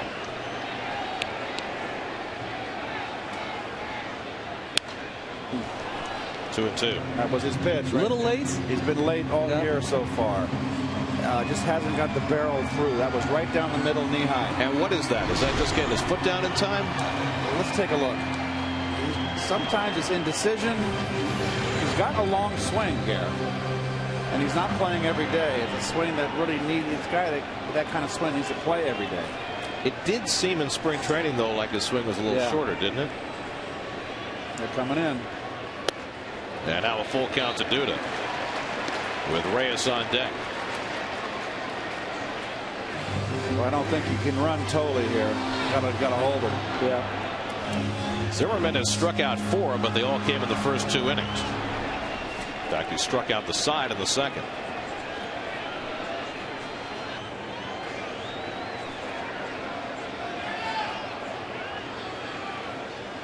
He's running, and Duda fouls off the slider. So Terry Collins showing confidence in Duda's ability to make contact against Zimmerman. 3-2 slider, too. Nice job by Lucas fouling that tough pitch off. It was a good one. Yep.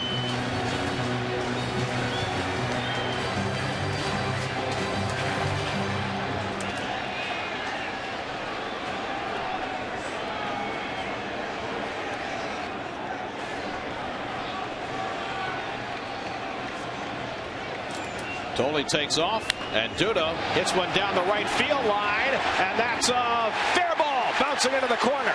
Thole to third. He's being waved around by Chip Hale. No relay throw. Thole scores on the double by Lucas Duda, and it cuts the Nationals lead to 3-2.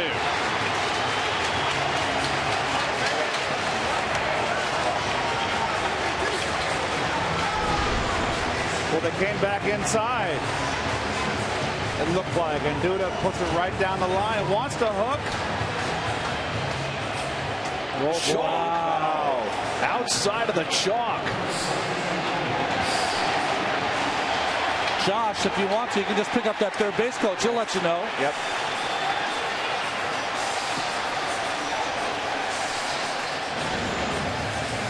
So Lucas Duda with a tremendous at bat.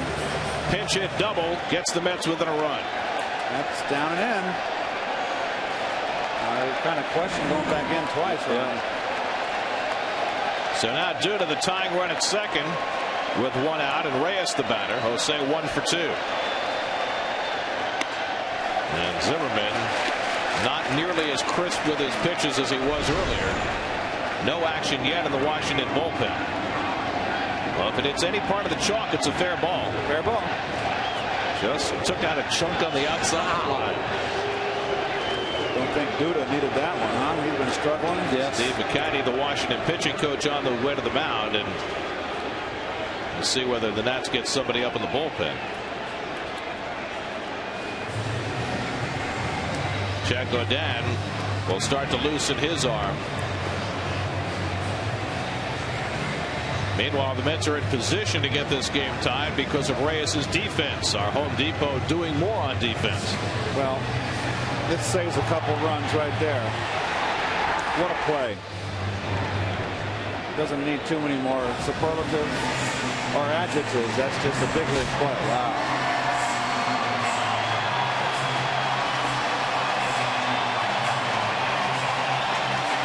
So as Godin gets some warm-up tosses in, Zimmerman will pitch to Reyes, trying to get the tying run in from second. R.A. Dickey done after 5. Giving way to Duda, who just drove in a run with a double. Good fastball by Zimmerman, 1-1. I'll say a good fastball. Reyes looking for his first run batted into the season. Reyes is going to get another fastball here.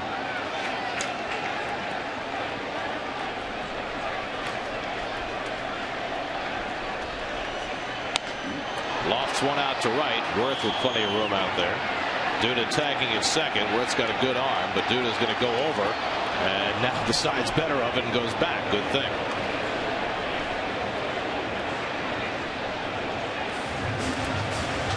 So 2 out, and it's left to Angel Pagan.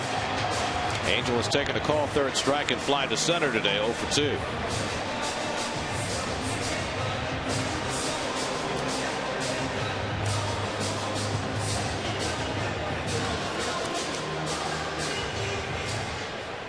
Zimmerman threw just 84 pitches in his first start of the year.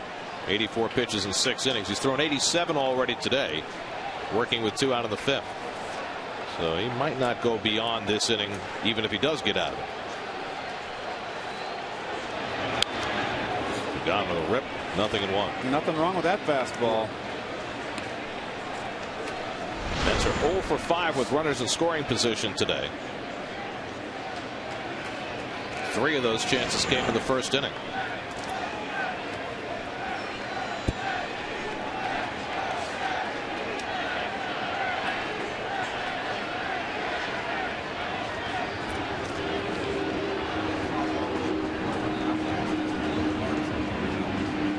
Four-year-old Jordan Zimmerman making his second start of the season.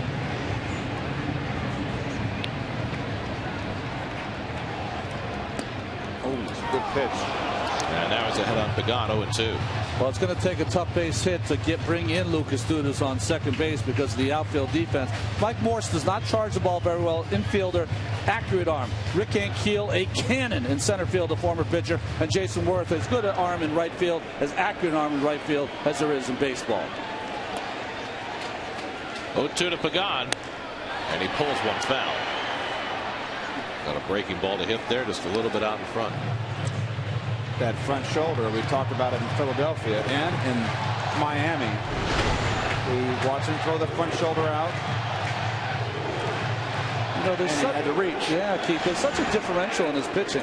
The fastballs at 95 and hard, they're behind that, and they're ahead of that breaking ball.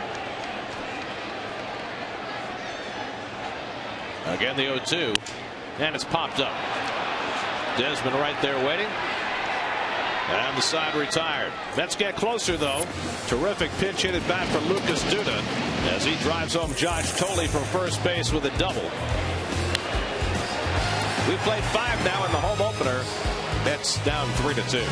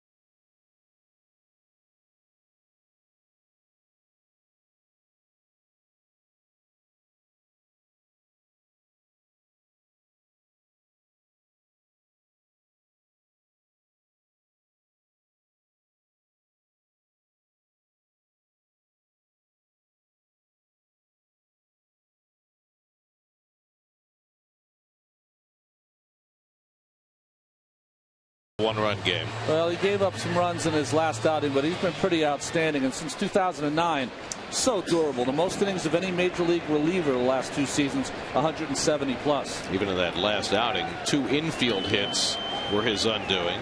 Danny Espinosa leads off in the 6th and takes up and away from Carrasco. So we go from RA to DJ on the mound for the Mets. The right-hander, Chad Godin. And the left-hander, Doug Slayton, in the Washington bullpen. Washington has a pretty good double tandem out there from the left side in that bullpen in Slayton and Burnett. Their bullpen, though, had been really struggling until last night when they got 6 scoreless innings out of the pen with 8 strikeouts in their extra inning win in Miami. Now Carrasco behind on Espinosa, 3-0. And he walks him on 4 pitches, not the way he wanted to start in his Mets City Field debut. So that's 6 walks now for Met pitching today. And Pudge Rodriguez comes up, and what he does here might depend on whether Zimmerman's going to bat. Zimmerman, for the moment, is out on deck. Well, Pudge Rodriguez at this point in his career has become a guy that they love to hit and run with. Good call, Ronnie. He's always been a good right field hitter. Yeah. Today he's 0 for 1, still looking for his first hit of the season. And takes the curveball from Carrasco for a strike. Nice overhand hook. Thought that ball was low, and I'm inclined to agree. Let's see. Come on, up. Get it up. Close.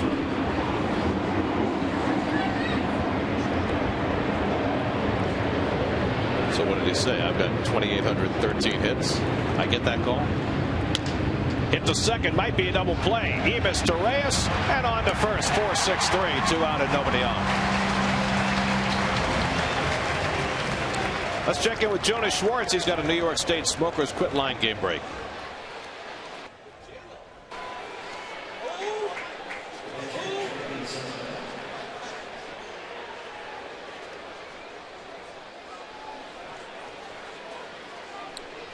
All right, Jonas. Miguel Tejada has his first home run in that game for the Giants. So Zimmerman does bat, and he'll stay on for the bottom of the 6th. Well, Tejada playing short for the San Francisco Giants. Renteria's playing short for the Cincinnati Reds and has gotten off to a nice start. 0-2 to Zimmerman, who's hit the ball hard twice in this game. Singled to drive in 2 runs in the second and lined out to left field in the fourth. Got a nice short cut, didn't he? He's got an idea up there, that's for sure. Got the young Zimmerman with 2 ends. By the way, in case you're wondering, DJ Carrasco, first Met ever to wear number 77. Really? Struck him out. Carrasco gets the double play, now strikes out the pitcher Zimmerman and puts up a 0 in the top of the 6th. Mets down by a run as Wright leads off.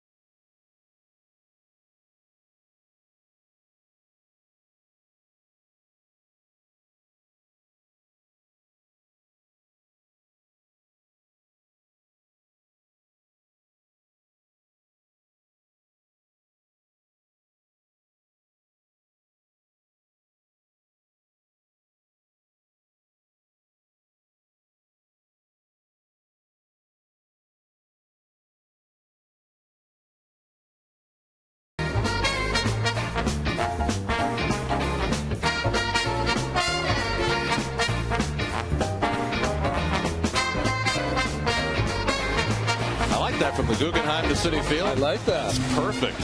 Washington Square Park started it. And then they had some of the pictures of the old Mets. And you and I, Keith, saw that we're on the same flagpole or same light pole. Our pictures out in the parking lot. Just like now. Yes. And you were wearing number 12. That's right. David Wright's hit the ball well today. Lined out to center field and then doubled to right center and scored the first Met run in the 4th. Jordan Zimmerman starting his 6th inning of work. And the curveball for a strike. 1-1. The outfield defense you see now. Wright's been going to right center field pretty consistently all year. And you can see Ankiel really shading him into right center. Hit toward the hole. Desmond on the backhand takes his time and throws out right. 1 away.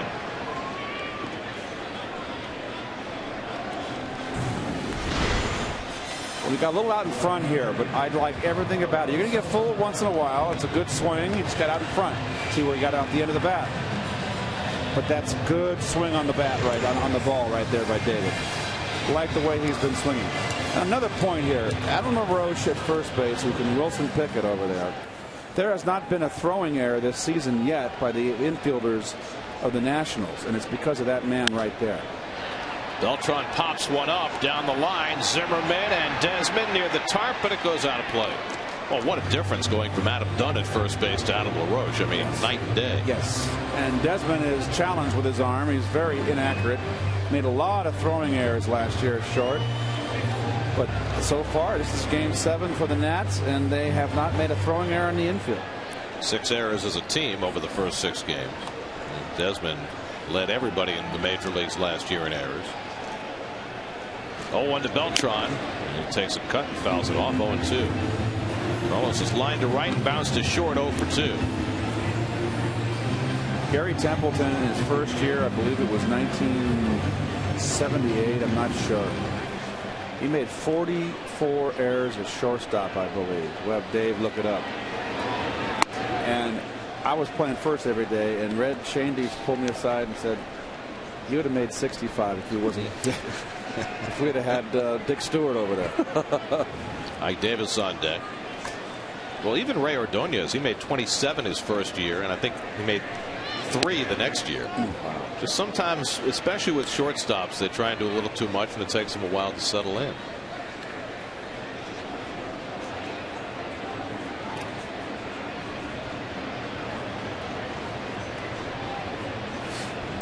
Two and two to Beltran.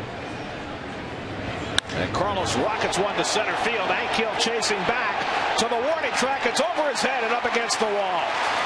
Beltran pulls into second base with a well-struck double. Though it has looked like just a matter of time before Beltran breaks out. His swing has been pure, and this one he is 400 feet to center. Well, where does he like the ball? What do we say? Belt high out over the plate, and there it is. And he just covers that one beautifully. Squares it up.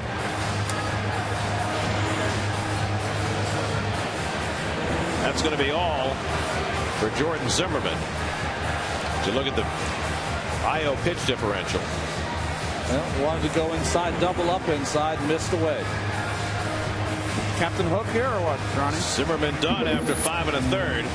Doug Slayton, the lefty, will come out of the bullpen to face Ike Davis. The call to the bullpen brought to you by Lincoln. Mets trying to tie it up in the 6th.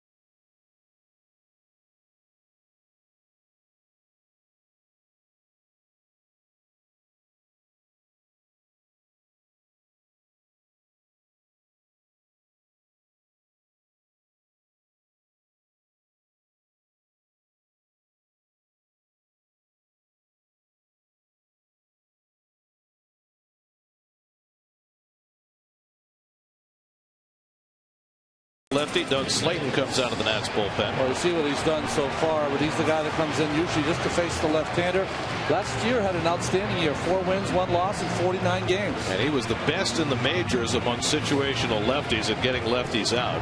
Lefty hitters hit just 151 against him last year. As you look at Jordan Zimmerman, who is an interested party to how Slayton performs against Ike Davis, who drove in a run with a sacrifice fly in the 4th inning.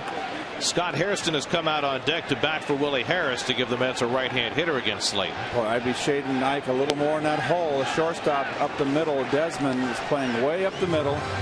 Beltran with the wheels. He's not a threat to steal third anymore. Ike has the ability to go the other way. They got the outfield overshaded the opposite field, but not the infield. Tying run at second and 1 out. And Ike takes the fastball down 2-0. There's Hairston on deck. They have a right-hander up in the Nationals bullpen, so if Hairston does come up to bat, in all probability Jim Riggleman would pull Slayton and bring in the right-hander. Jack Godin has been up for a couple of innings.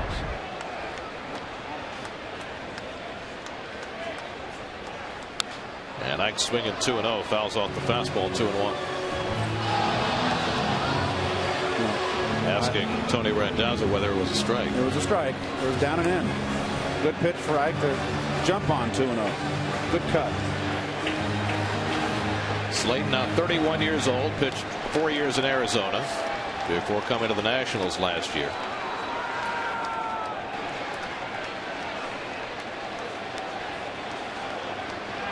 On 2-1, Davis swings through the fastball, and it's 2-2. Up and in, gas attack. And that threw it by him. Wants it away, and he missed on the other side of the plate, Ronnie. But it was up. Just enough. I mean, if you're reading the bat, if you're Doug Slayton, you got to throw that pitch again, don't you? Beltran at second and 1 out. And it gets away from Pudge Rodriguez, and Beltran goes to third. That's a huge base. Now a fly ball could tie the game.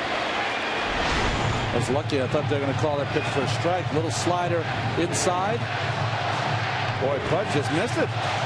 Pass ball charge to Pudge Rodriguez.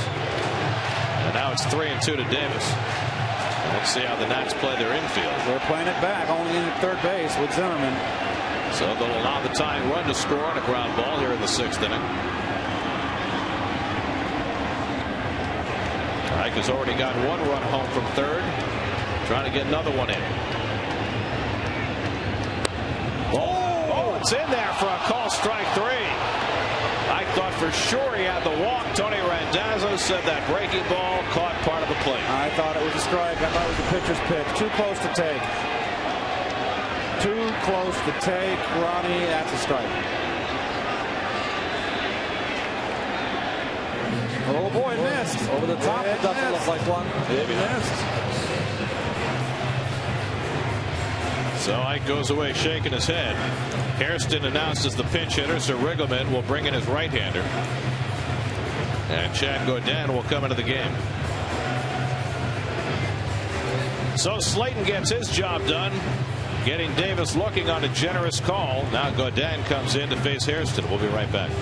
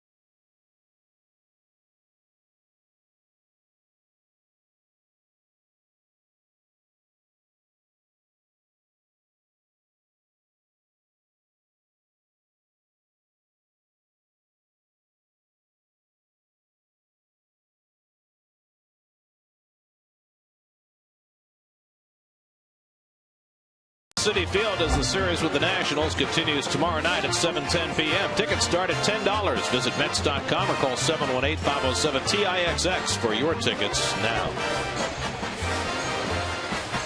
Veteran right-hander Chad Godin comes in. Well traveled. He's played in Tampa Bay, Oakland, Chicago Cubs, Yankees, now the Nationals. 35 and 39 in his career.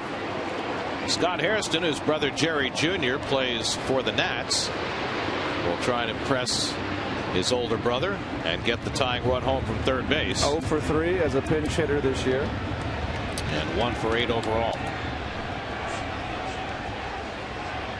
And Hairston takes high for ball 1. Scott Hairston displayed tremendous power during spring training this year, as he did with San Diego last season. Batting here for Harris to get the right-hand hitter in the game and forcing the pitching change. And he's been doing a lot of that early in the season, taking way too big a cut. Yeah, his swing looks a little different than it was in spring training. It's almost like, you know, he's trying to make a statement. He doesn't have to do that little base hit right here. That's all. He's a high ball hitter. He likes that ball way belt high up. Breaking ball, and now it's 1-2. And he is just swinging for the fences. Nets are 0 for 7 with runners in scoring position today. They got a run on a sac fly by Davis in the 4th, and then Duda drove home Tolley from first base with a double in the 5th. Strike 3 call. Hairston down looking. So Slayton strikes out Davis looking. Godin gets Hairston looking, and that strands Beltran at third.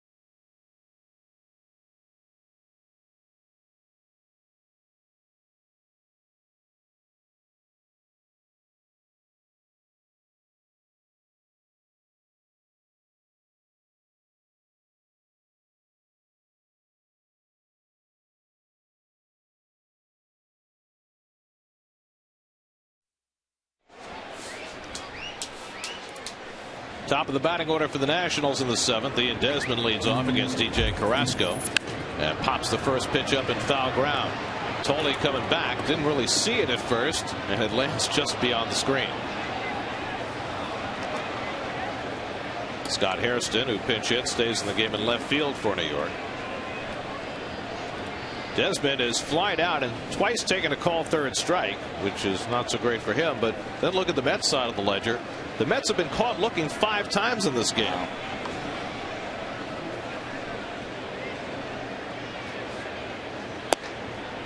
One and one to Desmond. R.A. Dickey threw 97 pitches over 5 innings, allowed 3 runs, 6 hits, a career high tying 5 walks and 3 strikeouts. Taylor Buchholz, the right-hander, and Tim Burdack, the left-hander, up in the Mets bullpen. And Desmond lifts one out to shallow left center. Pagan handles it. 1 out. It's the ultimate source for Mets information with a complete breakdown of today's Mets home opener, plus a preview of Chris Capuano's starting debut tomorrow on Mets Blog, presented by Verizon, featured on SNY.TV, your online home of all things New York sports. Now Jason Worth an infield single and scored a run in the 5th. 1 for 3 on the day. The Nats got 2 in the 2nd on a bases loaded hit by the pitcher Jordan Zimmerman, and they have led ever since. Tacked on a run in the 5th and could have had a whole lot more but for a wonderful double play started by Jose Reyes. That scratched back for a run in their half of the 5th, and it's 3-2. Would have been a 5-2 ball game without that play. In the air to right center, and Pagan going the other way.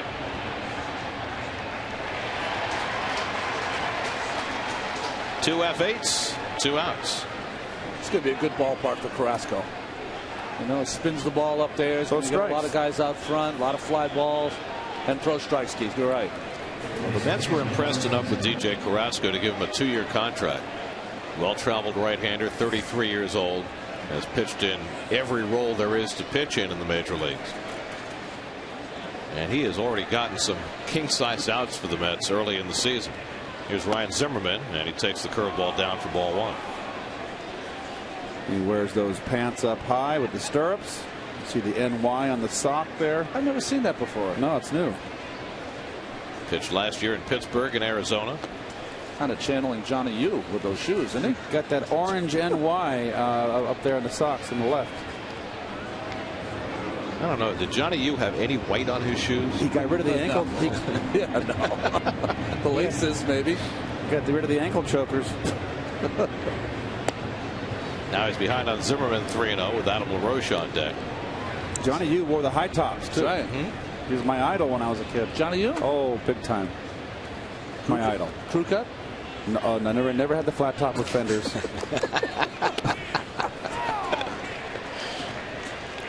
There's limits to my idolatry.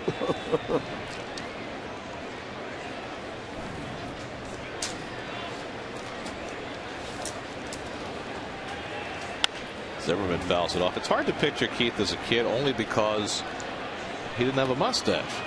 That's true. When did you first grow? As soon as I could. People thought I was drinking chocolate milk for a while there in high school. You're a slow starter.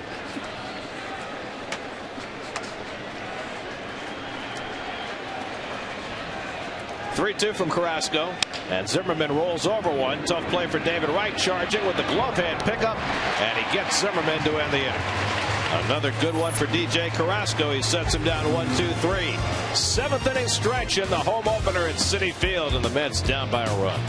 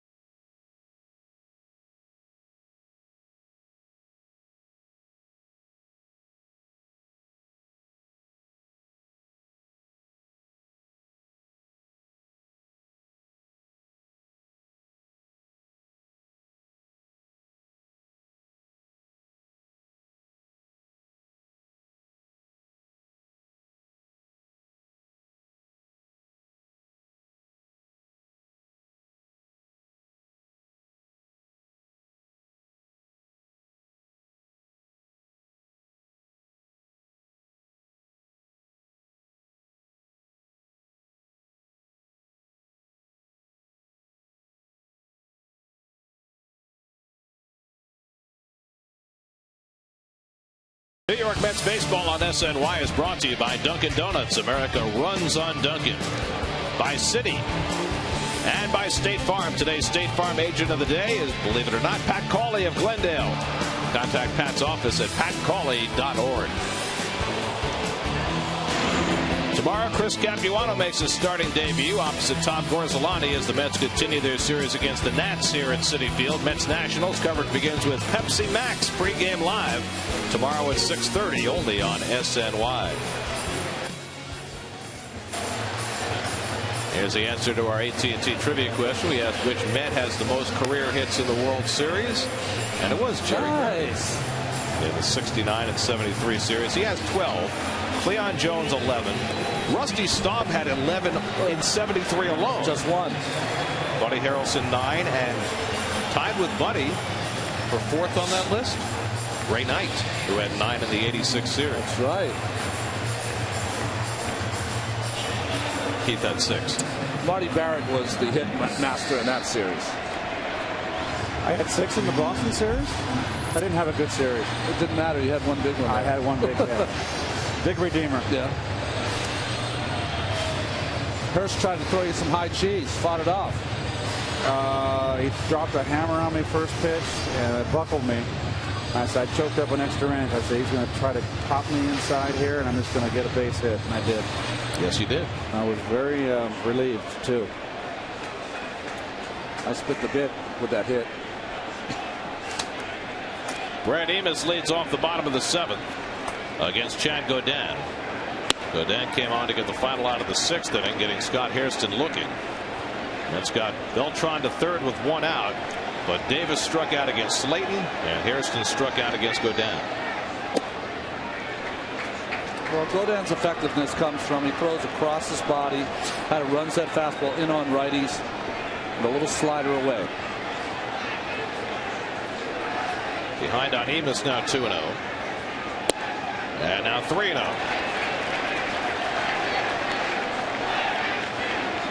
Brad Amos 4 for 19. After a week or just a little more in his rookie season. Takes one here, and it's 3-1. Josh Tolley on deck, and then the pitcher spot. Good pitch to hit. That's a one left-hand hitter left on the bench, and that's Daniel Murphy, who should be behind Tolley. 3-1 to Amos. Popped it up in foul ground. And that'll head back into the seats. 3-2.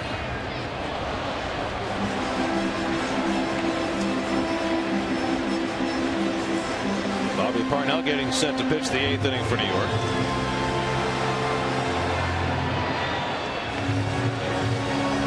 The Nats do have another lefty in their bullpen in Sean Burnett. So that affects the strategy of who you pinch hit with here in the 7th. 3-2 to Amos, and he walked him. So Brad Amos works out the leadoff walk, and the Mets have the tying run aboard to start the 7th as Tyler Clippard is up now in the Nats bullpen. Leadoff walks have a way of scoring. And Jim Riggleman on his way out to the mound. See if he makes the change here to Clippard. You got Tolley coming up. Murphy out on deck to pinch hit.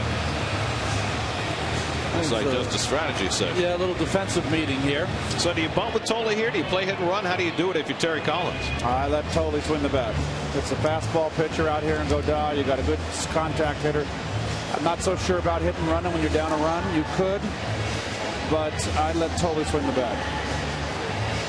Well, we haven't really seen enough of Terry Collins in close games to know how he'll handle these situations.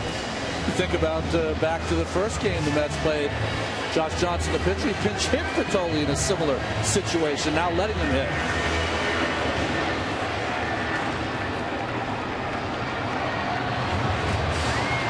So we'll see how the Mets play it.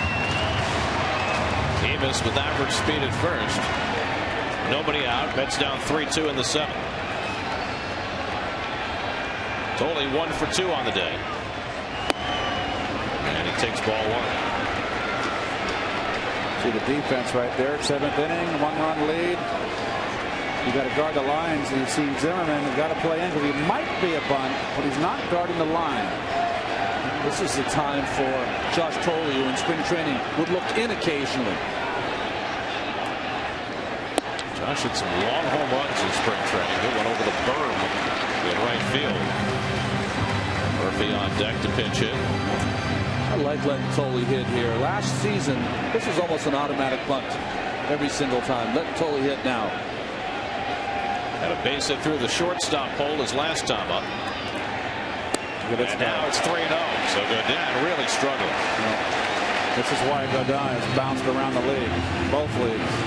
Well, Clippard still throwing. Steve McCowney wants to know if he's ready. Godin was in the big leagues when he was 20 years old at Tampa Bay back in 02. But he has really kicked around since then. 3-0 to Tolley. And it's ball 4. So back-to-back walks to the 7 and 8 hitters. And the Mets are in business in the bottom of the 7th. And now instead of Murphy in a bunting situation, Chin Lung Hu will come up. And you saw Jim Rittleman recognizing that. He was almost out to make the pitching change, but now he stayed back. But you can leave Godin and can't throw a strike? Well, that's the tough part. Maybe he likes Godin fielding better than Clippard. But you still got to be able to throw the ball on the plate. Yeah, Clippard is not in good fielding position when he comes out of his delivery. And he also is very erratic throwing the ball to bases. So Chin Lung Hu, whom Terry Collins said he might give a start at second base tomorrow, since he's the only mid-position player who has not started again, comes up here and everybody looks for the bunt. And Hu fouls it off. It was not good bunting form for Hu.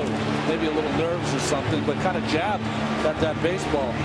Get nice and low, get that bat, get the angle out, and force that ball to third base. He's not really squaring. And not only that, you see his fingers? They're wrapped all the way around the bat. That's a good way to get injured.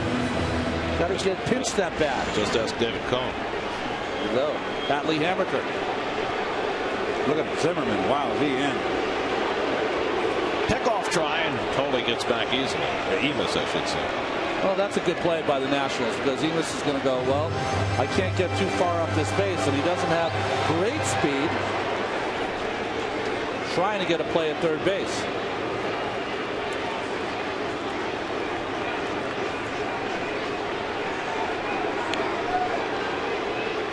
Again, Desmond runs to the bag, now backs away. And who gets it down? Nicely done. LaRoche has to go to first with it. Sacrifice for Chin Lung Hu, and it's second and third and 1 out. And the crowd getting into it. That was a big-time bunt right there. He had all kinds of pressure from both corner infielders.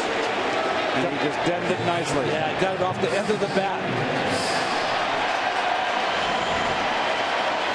3-4 on the sacrifice. Now Riggleman comes out and he'll make the pitching change with Reyes coming up. They'll bring in Tyler Clippard as a strikeout pitcher to try and pin that tying run at third base. 3-2 Nats in the 7th, but the Mets threatening. We'll be right back.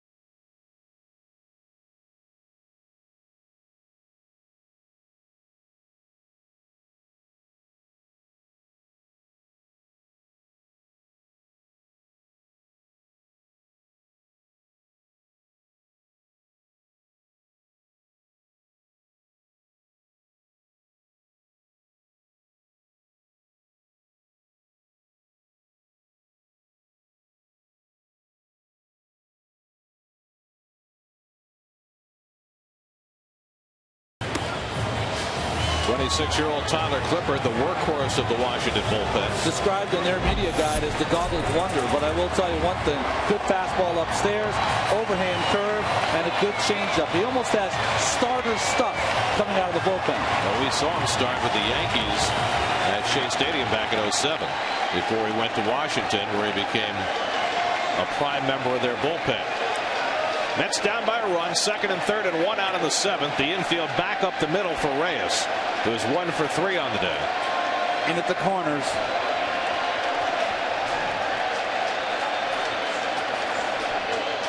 And Reyes swings at the changeup, 0-1. I'll tell you what, coming off a pitcher coming in cold, and you're a hitter up there in this situation, you got to be looking for a fastball first pitch. That's a heck of a pitch. One to take. Reyes 0 for 4 in his career against Clippard. Not a whole lot of speed on the bases with Emis at third and Toley at second.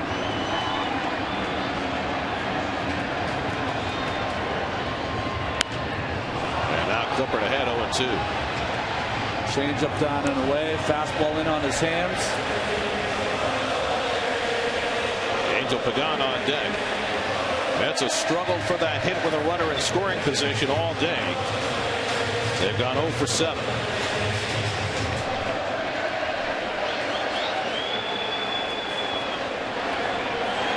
Emis has got to be alive for something in the dirt. 0-2 to Reyes. Good pitch, up and in again.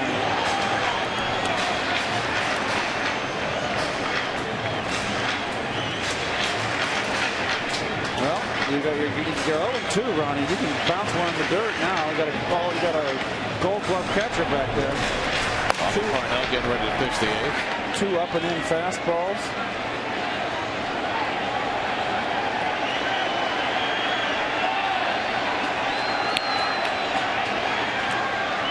Change up grip in his glove. Again the 0-2. Reyes ignores 1-2. Jose looking for his first RBI of the season. A base hit here could give the Mets the lead. Mets have been behind all afternoon.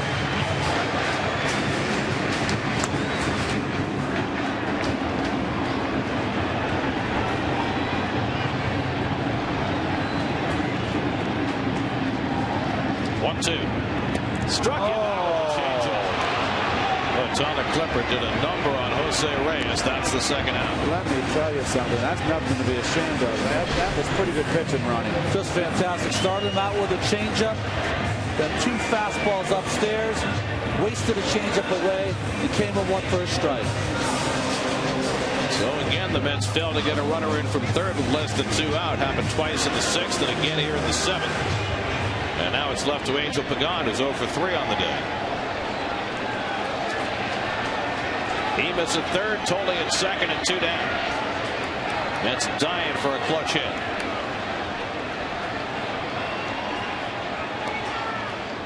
And Pagan pokes one foul. Boy, in that game in Philadelphia, when he hit that home run to left center field, it was almost like watching Angel play pepper with that baseball. Stayed back and kind of used his hands. And we heard Dave Hudson talk about it before as David Wright waits on deck. Using a little too much body here in his approach.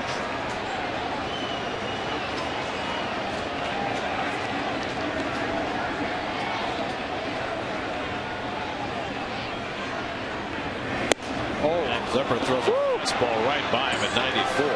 0-2. He just right down the middle here. That's right down the Broadway, and he threw it by him. Beat him.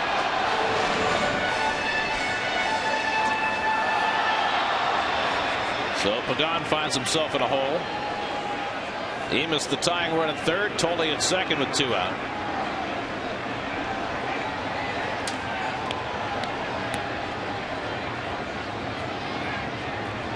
Oh, 2 from Clippard. Oh boy. Well, spiked that fastball. 1-2. Well, he wanted that ball up and he threw it down and away. But Fox didn't send me a dozen. That's a tight spot right here to have a pass ball here. He wants it up and in. You got Budge standing up, making the point more emphatic. That ball almost hit him in his shin guard. Didn't even touch leather. That's 0 for 9 with runners in scoring position. Little tapper back to Clipper, make it 0 for 10. Soft toss, and he gets Pregame to end the inning. So the Mets strand 2 in scoring position. It's been a frustrating afternoon. They're down by a run.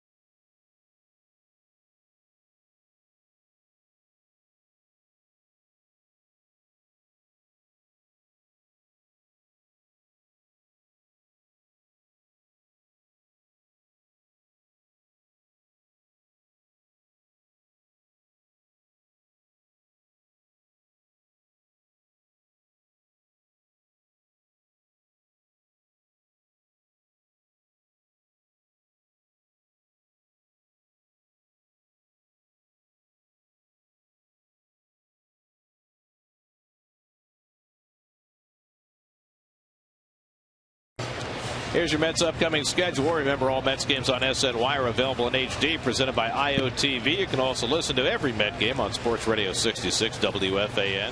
Night game tomorrow, day game Sunday. Then the Rockies are in for 4 without Ubaldo Jimenez.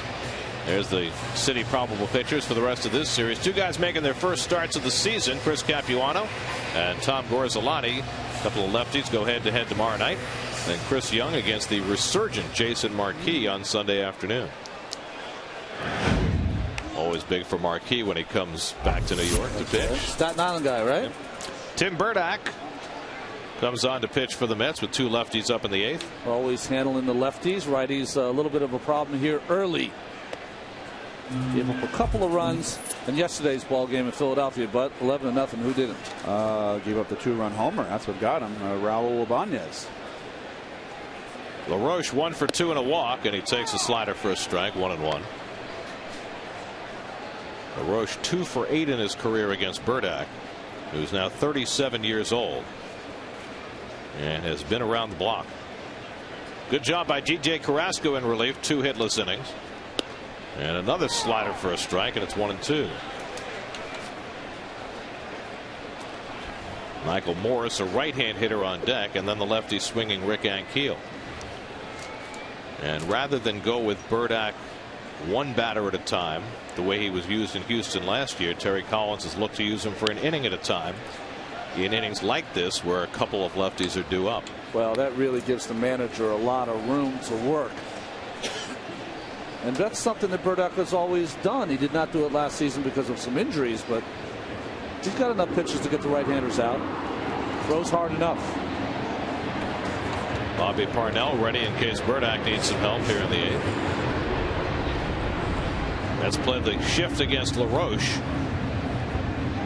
And the slider in the dirt, 2-2. You see 3 infielders on the right side. Keith doesn't have the ability to draw his triangle today. Oh, really? That equipment malfunction? We're having a little Tommy Telestrator problem here. Dark Telestrator. We have the worst luck. The sun come up today? Swing and a miss. He struck him out. Burdack gets LaRoche for the first out of the inning. Just a good slider. Starts right at his hip. Bends down and away. So 1 out.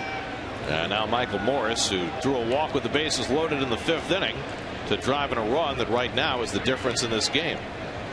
It made it 3-1 at the time and sliced a run off the lead in the bottom of the 5th, but have bypassed opportunities in the 2 innings since. Keith, you used to always hold your hands away from your body, but you were more over the plate. He's got those hands kind of back. He holds them higher than I did, too. He's got a similar batting stance to Ryan Zimmerman. He stands kind of same kind of physique, too. He reminds me of Jack Clark a little bit. Well, the amazing thing about Michael Morris is he came up as a shortstop with Seattle. He grew out of the position.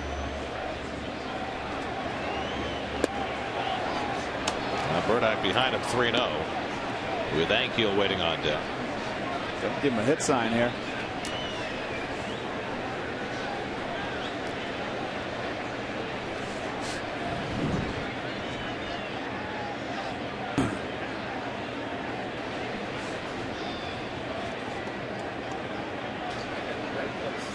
And swinging 3-0, Morris fouls it off. Is it just me, or are we seeing more guys swinging 3-0 early in the season than we normally do? It's amazing. You saw Ike Davis hit a home run on the 3-0 pitch earlier this year. Can't be too much earlier because we've only been playing for a week.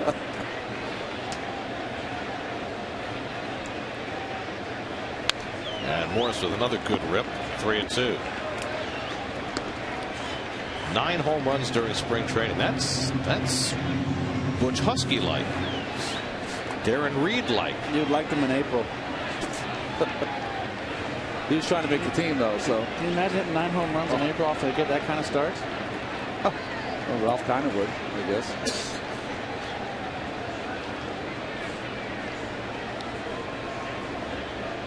Ralph hit them all year. Yeah, that's right. Every year. Imagine leading the league in home runs 6 straight years. No. What did Ralph say about in Pittsburgh? When the wind was blowing a certain way, you can smell the factories or whatever, and he knew the wind was going out to left. Really? Wow. Well, it certainly helped as big as Forbes Field was. I mean, it was an enormous ballpark. Here's a 3-2, and the changeup misses for ball 4. So Morris is on with a 1-out walk. So 1 out and 1 on. Ankiel coming up. Let's check in with Jonas Schwartz. He has a New York State Smokers quit line game break.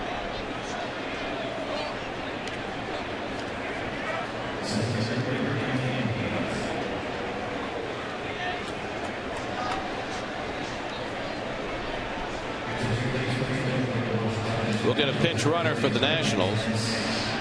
Lance Nix will run for Mike Morris, better defensive player, so he'll stay in the game in left field. Oakland's been getting some pitching, huh? They got some good young pitchers. They do. Trevor Cahill pitched a gem last night to beat Toronto. Young Fixed staff. swing, and he went around. Yeah. Ankiel's 2 for 3 and was very near being 3 for 3. Came up with the bases loaded and 1 out in the 5th inning. Was Nix the pinch runner. And hit one up the middle that appeared ticketed for center field, but Jose Reyes made a terrific diving stop, got up, turned it into a double play, and kept the Mets in this game.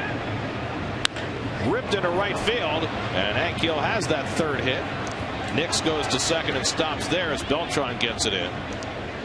So 2 aboard for the Nationals in the top of the 8th.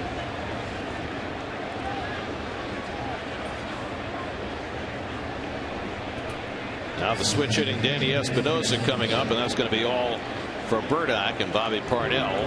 And his fastball will come in the game to try and keep this a 1-run game in the 8th. So Terry Collins comes out to get the ball from Burdick. Parnell on his way in. We'll be right back.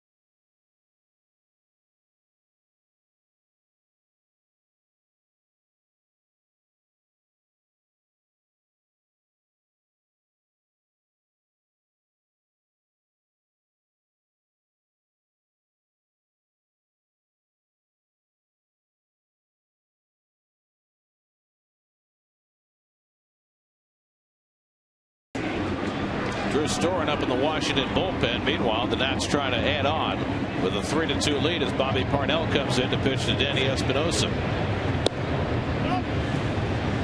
First pitch slider, ball one. Joe Parnell's been awfully good so far this season. A scoreless inning in Tuesday's win against the Philadelphia Phillies. Espinosa's walked twice and scored a run, otherwise grounded out to second base 0 for 1. Tim Burdack faced 3 batters, gave up a walk and a base hit, and now Parnell trying to clean up for him.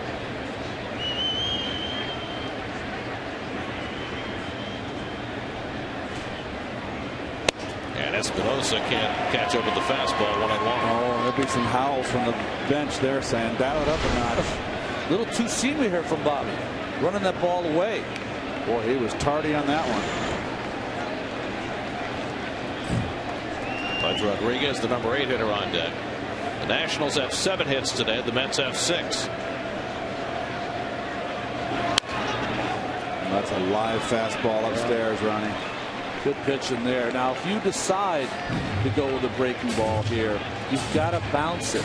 Because if you throw a breaking ball, you're just going to speed up his bat. He is behind your fastball. Take another shot upstairs.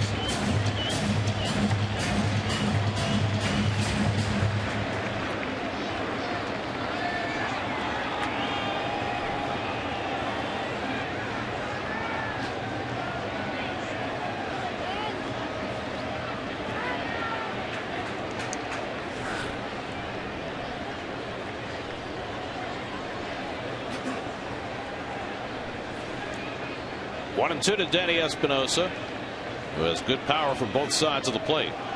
Interesting. Tolley and Parnell having a little difficult time now getting on the same wavelength. I think a lot of it has to do with Parnell. Parnell has more gifts, more tools to work with.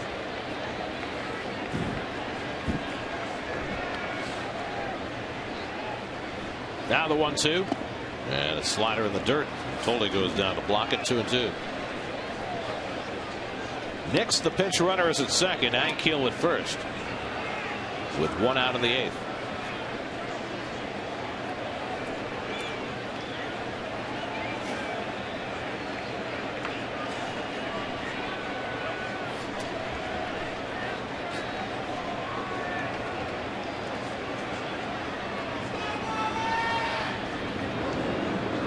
On 2-2, Espinosa takes it low, and a full count. Parnell came in, got ahead of Espinosa. But now with Pudge Rodriguez on deck, he's gone 3-2. Well, you run him here. I'd be less inclined to run here with a strikeout pitcher to Parnell. You'd love to put him in motion. You got the lead, but Parnell's too much of a strikeout pitcher.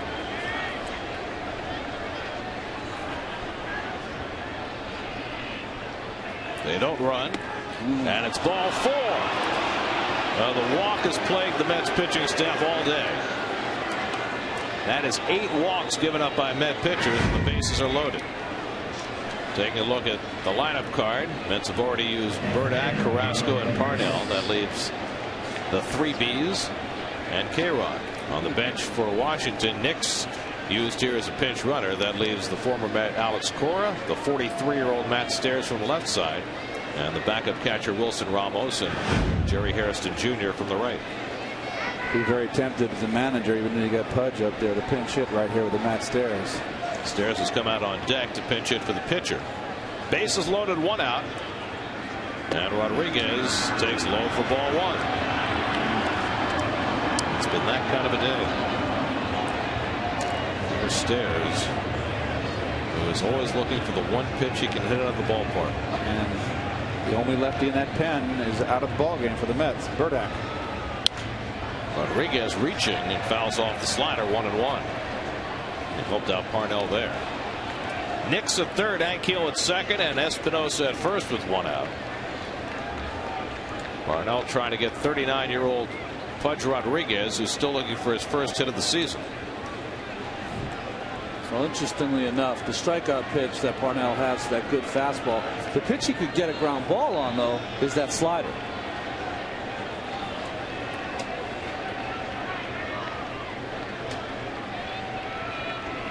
Ground ball toward the hole, sneaks through for a base hit. Nix is in, Ankiel right behind him. A 2-run single for Pudge Rodriguez. His first hit of the year produces 2 runs, and the Nationals now lead 5-2. Now Parnell got the ground ball, but it snaked through the right side. Well, I take that back, pinch hitting for the veteran there. Now, so watch his swing here, folks. This is not a power swing. He's shortened up. He had every intention of going that way, putting the ball in play. And that ball's on the ground, so all the runners are going to cut loose with the swing. The ball off the bat, excuse me. Those 2 runs are charged to Mr. Burdack. So now Matt Stairs steps in to pinch hit for the pitcher Clippard, with the Nats now sporting a 3-run lead. And this first pitch slider misses from Parnell. This has been a very frustrating afternoon for the Mets, both in terms of their lack of the ability to take advantage of their opportunities on offense, and the inability of their pitchers to get ahead in the count. Now it's 2-0. Theme of this game for the pitching staff has been the 2-0 count. R.A. Dickey struggled with his control through his 5 innings, tied a career high with 5 walks.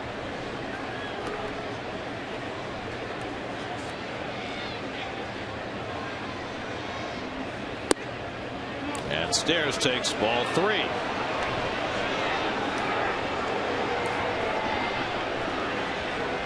The leadoff hitter Ian Desmond is on deck, but it's been the bottom of the order for the Nats that's been productive.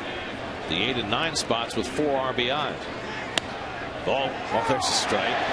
Stairs was on his way. Knowing Matty Stairs, he's happy it was called a strike. He wants a chance to swing. That looks like a ball there, though. All-time leader in pinch hit home runs, Matt Stairs. And that's ball 4, and the bases again are loaded. So Parnell has come in, faced 3 batters, and retired none of them. 2 walks and a 2-run single. And that's 9 walks now for Met pitchers today.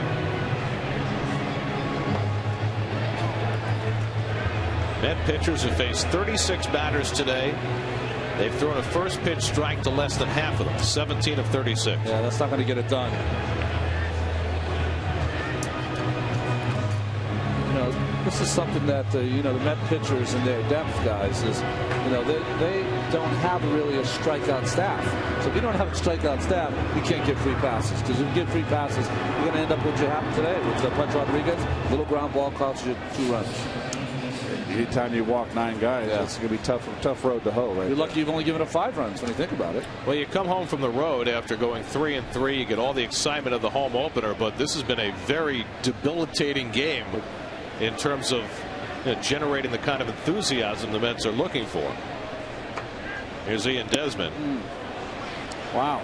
Parnell's all over the place. Yeah, he's overthrowing. Something you didn't see the first couple of outings from Bobby.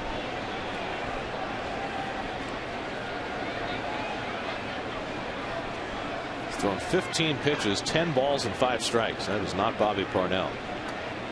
Desmond is 0 for 4 today. Slow ground ball. It'll be tough to turn 2. Reyes is going to have to go to first with it as a run comes home. And it's 6-2 Washington. So Espinosa scores. Desmond with the RBI and a 4-run Washington lead.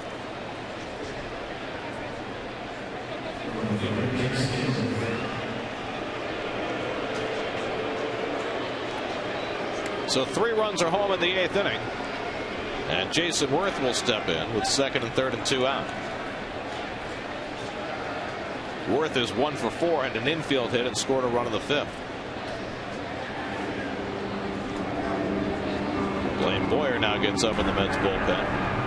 Well, Burdack started the inning with 2 lefties due up, but he walked the right-hand hitter Morris and gave up the hit to the lefty Ankiel. That brought Parnell into the game. And Parnell has really struggled. I think he's gotten to the point now where if he struggles with his fastball, he showed in spring training he can go to that slider, throw more of those. Threw the fastball by Worth at 97, and it's 0-2.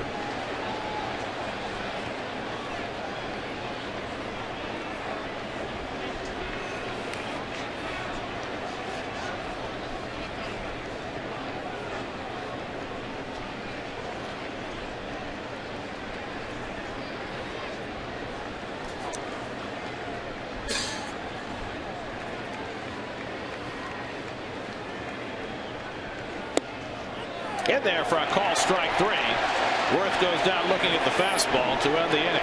But the Nats score 3 to go up 6-2. Now the heart of the order coming up for the Mets in the bottom of the 8th, with David Wright set to lead things off as the Mets try and climb back from behind.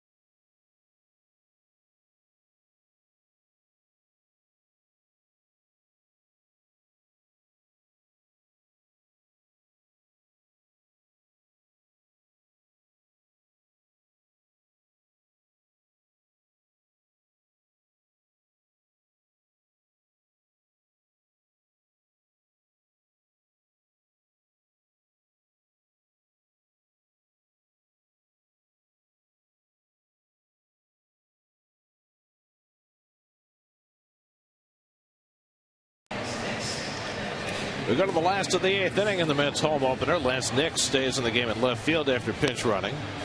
And young Drew Storen will come on to pitch the 8th inning for Washington. Well, he was so outstanding last year. He's gotten off to a little slow start, although the ERA is good. But he had such a miserable spring training. ERA was over 11. Trying to get it back here, and was going to be the closer, but pitching the 8th inning now. Right now, Sean Burnett is getting the save opportunities for Washington, but Storen should have that job back eventually. We saw him a couple of times in spring training. He looked awful, and the Mets hit him all around the ballpark. When he's got his good stuff, he's got a great slider, sinking fastball, a lot of run to it, and a changeup. 10th overall pick in the draft in 2009. After playing 2 years at Stanford. David Wright leads off in the home 8th inning, and he takes a strike. David's 1 for 3. Doubled to right center and scored a run in the 4th. The Mets have had 6 hits. They've had runners in scoring position all afternoon, but they've gone 0 for 10 with runners in scoring position. And that is a big story in this game.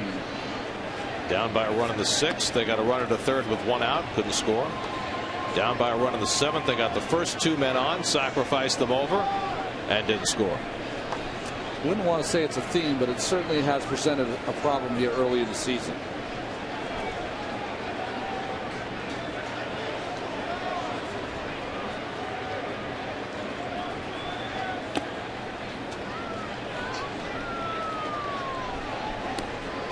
Drew Storen last year, 54 games for the Nats, saved 5, but mostly working as an apprentice. And the assumption going into this season that he would be the closer, but not yet.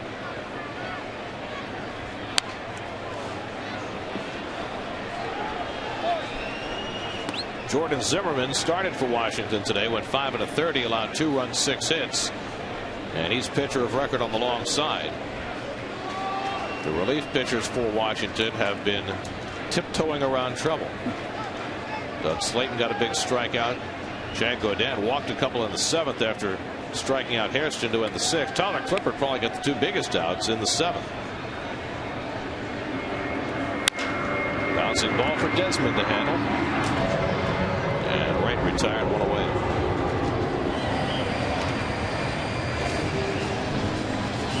So 1 out in the home 8th inning. Here's Carlos Beltran, who socked a double to the warning track in center field his last time up.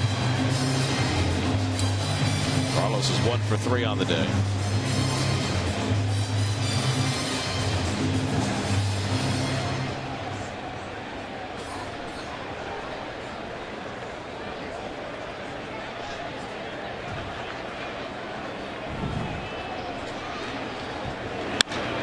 And Beltran hits one out to center field. This one's playable for Ankiel. And there are 2 out.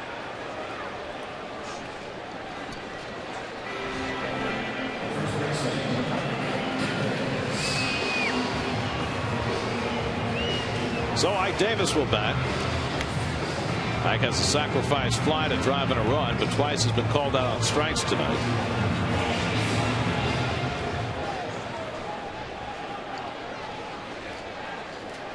And with the Mets stagnating a bit offensively the last couple of days, Jason Bay is eligible to come off the disabled list tomorrow, but will not. Just started hitting off a tee. And it's going to take, I would think, a few more days at least for him to get into live batting practice. They may even want to get him into a minor league game or 2. Tee, that's like a week to me, right? He's just sitting off a tee now. He's got to get some live at bats too. Game at bats. Running the bases. He had nearly a full spring training before he strained that rib cage muscle. Oh, good curve. Just the last couple of days of exhibition games during batting practice, they hurt him. This kid's got good stuff. Mike doesn't think that's a good pitch. That was a good pitch there. Good pitch to take. Yeah, you can't do anything with it. Blaine Boyer looking on in the Mets bullpen.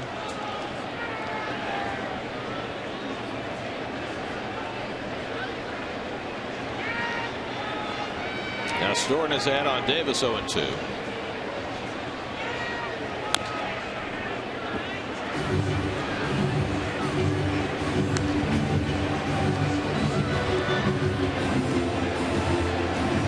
Say Storen's diminutive, but for a right-handed pitcher, a little shorter than your average bear, and he can get it up there. 6'2", 180 pounds.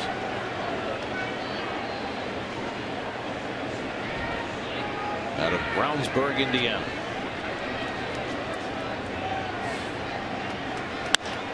Davis hits one out to left, and Lance Nix is there. Side retires. So Storen comes in and throws a 1-2-3 bottom of the 8th. On to the 9th we go. Blaine Boyer will come in to pitch for the Mets with the Nats in front 6-2.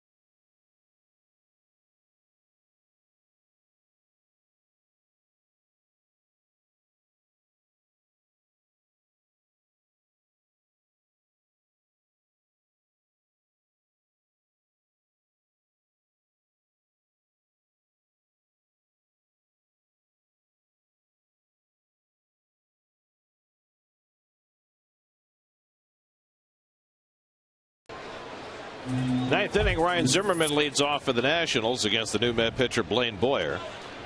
Now, Blaine had that difficult outing his last outing. If you remember, that check swing hit by Victorino started it off. Wound up the losing pitcher in the game where the Mets came from 7 runs down to tie, and Boyer wound up giving up 3 runs in 2 innings to take the loss.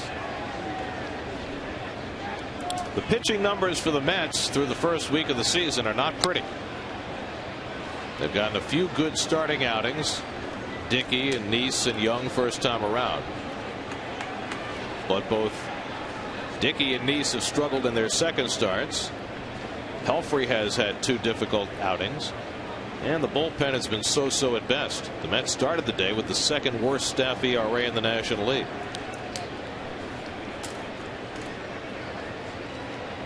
And I think we knew going into the season that the biggest question about this team was going to be the pitching. The difficult thing the last couple of days is that the offense has browned out as well. Well, it was amazing. This last season we thought the same thing about the pitching, didn't we? And they were fantastic. Hitting struggled a little. Well, last year you had a guy like Dickey come out of nowhere. You had a guy like Neese progress. You had Pelfrey have overall a terrific season. Todd Coffey up in the Washington bullpen. But who's going to be the guy who comes out of nowhere this year? Yeah. Well, and also, I mean, with Tim struggling a little bit today, Feliciano was a standard bearer for 3 years. You forget that. Toward the hole, Reyes on the backhand makes the stumbling toss, and he can't get it there in time. With all his momentum being pulled out toward the line, just couldn't get enough on the throw. And Zimmerman has a hit. Beautiful backhand. Just too much momentum carrying Jose into left field. It's the Mercedes-Benz Ultra Mo, brought to you by your tri-state dealers on the web at searchmercedes.com. Speaking of Mercedes, I happen to drive a Mercedes. You were in my car. You love my seats. Beautiful car. It's that C55 AMG. That can get me in and out of trouble very quickly. The out of we like. Yeah. We don't need you in any trouble. I mean, really. Those are the most comfortable seats I've ever sat in an automobile. They're like a glove. And I have the bad back, and that was one of the reasons why I bought the car. It is a comfortable seat, supports your lumbar area. Back to the game. 1-1 to Adam LaRoche, who's 1 for 3 in a walk.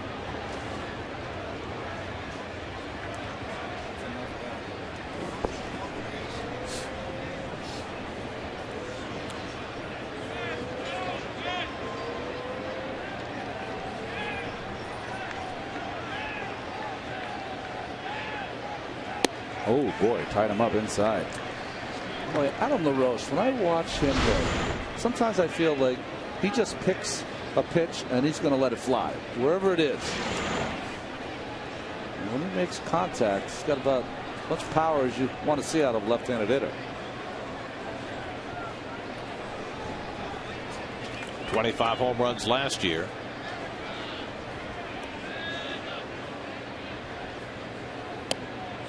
And Boyer misses inside, 2-2. Boyer and LaRoche, teammates at one time in Atlanta.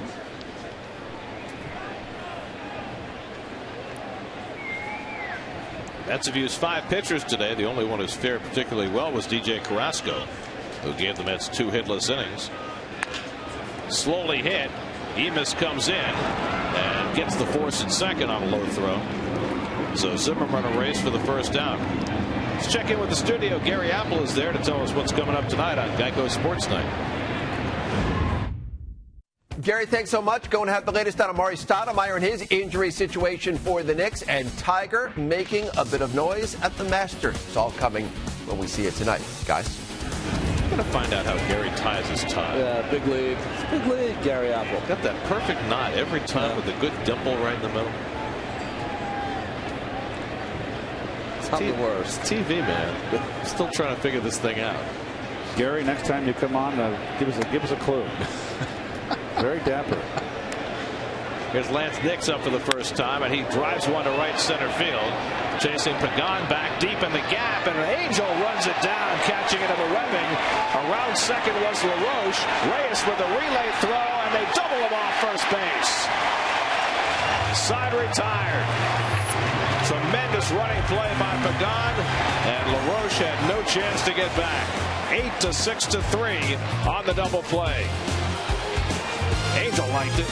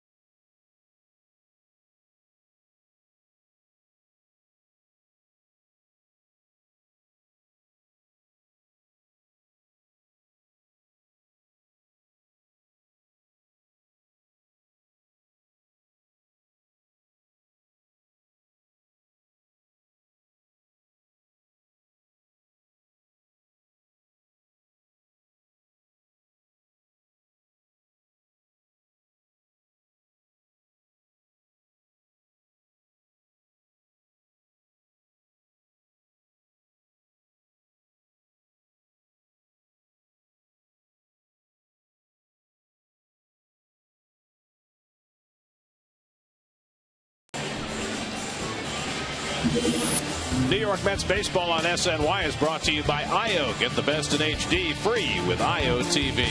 By Verizon 4G LTE. Rule the air on the most advanced 4G network in the world. By Brooklyn Burger, the premium steakhouse burger and the official burger of the New York Mets. By Geico. By AT&T, rethink possible. And by Pepsi Max, 0 calories, maximum Pepsi taste. Todd Coffey will try and finish things off for the Nationals this afternoon. Well, the well-traveled right-hander. He's got great stuff closing now. That high ERA, though, so far this young season. 3 walks in 3 1/3 innings. Scott Hairston, first man up in the last of the ninth. His second turn at bat. And he takes a strike on the outside edge. Hairston came up as a pinch hitter for Willie Harris in the 6th inning with 2 out and a runner at third, and he took a call third strike from Chad Godin.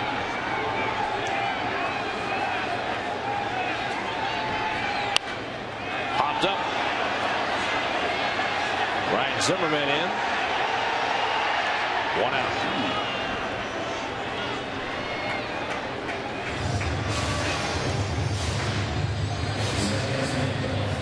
So 1 down in the last of the ninth. And now Brad Emus is 0 for 2 and a walk.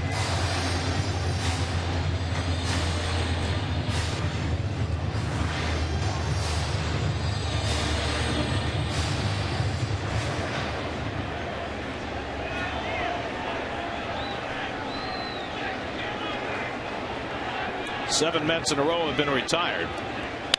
Mets were right on the verge in this game through the middle of the ball game. Down by a run in the 6th and again in the 7th. They had a runner at third with 1 out of the 6th, didn't score. They had second and third and 1 out of the 7th, didn't score. And then the Nats added insurance in the 8th. R.A. Dickey on the hook after going the first 5 and giving up 3 runs. And Emus takes off the plate 1-1. And that's the way it's gone so far this Mets season. The offense has not been able to get that big hit.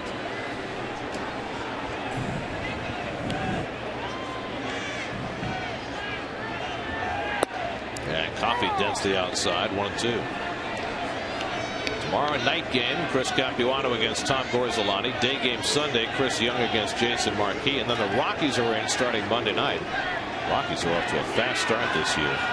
4-1. And they're out to a quick lead tonight. Ground ball, slowly hit. Espinosa backs off. 2 out. Let's head outside the stadium. Chris Carlin and Bobby Ojeda let us know what's coming up on Lincoln Postgame Live.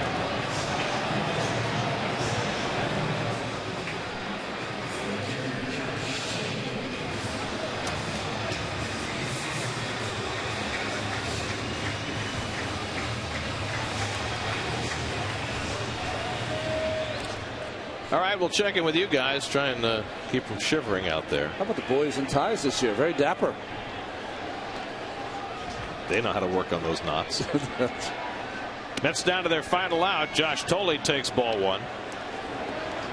Mets are 31-18 all-time in home openers. 1-1 here at Citi Field.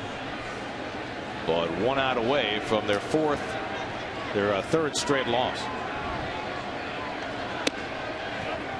2-0 to Tolley, who singled and walked today, 1 for 2.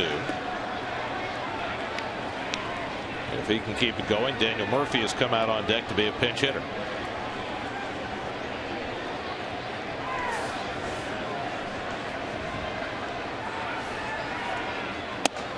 Mets were shut out on 7 hits in Philadelphia yesterday. They've managed just 2 runs and 6 hits today.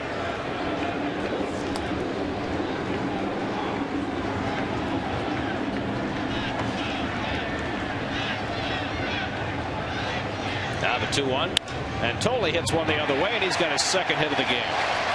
So Josh Tolley keeps it alive for New York. Their first hit since the 6th inning.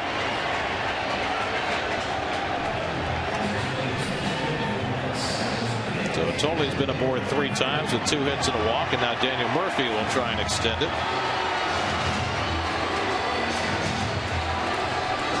Mets have been struggling offensively since Murphy's game-tying hit in Philadelphia on Wednesday night. Murphy got a big hand, didn't he, from Citi Field crowd? It was really interesting to see who got the ovations before the game. It wasn't always who you expected. Chris Young got one of the biggest hands of all. Of course, he's the biggest guy.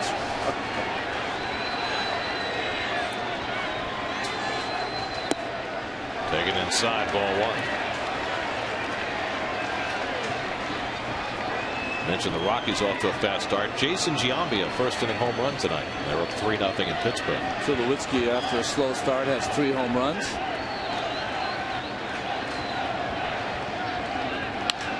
To shortstop, this should end it.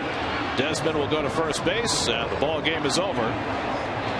So the Nationals spoil the Mets home opener as R.A. Dickey takes the loss. Mets go 0 for 10 with runners in scoring position and fall to 3-4 on the season.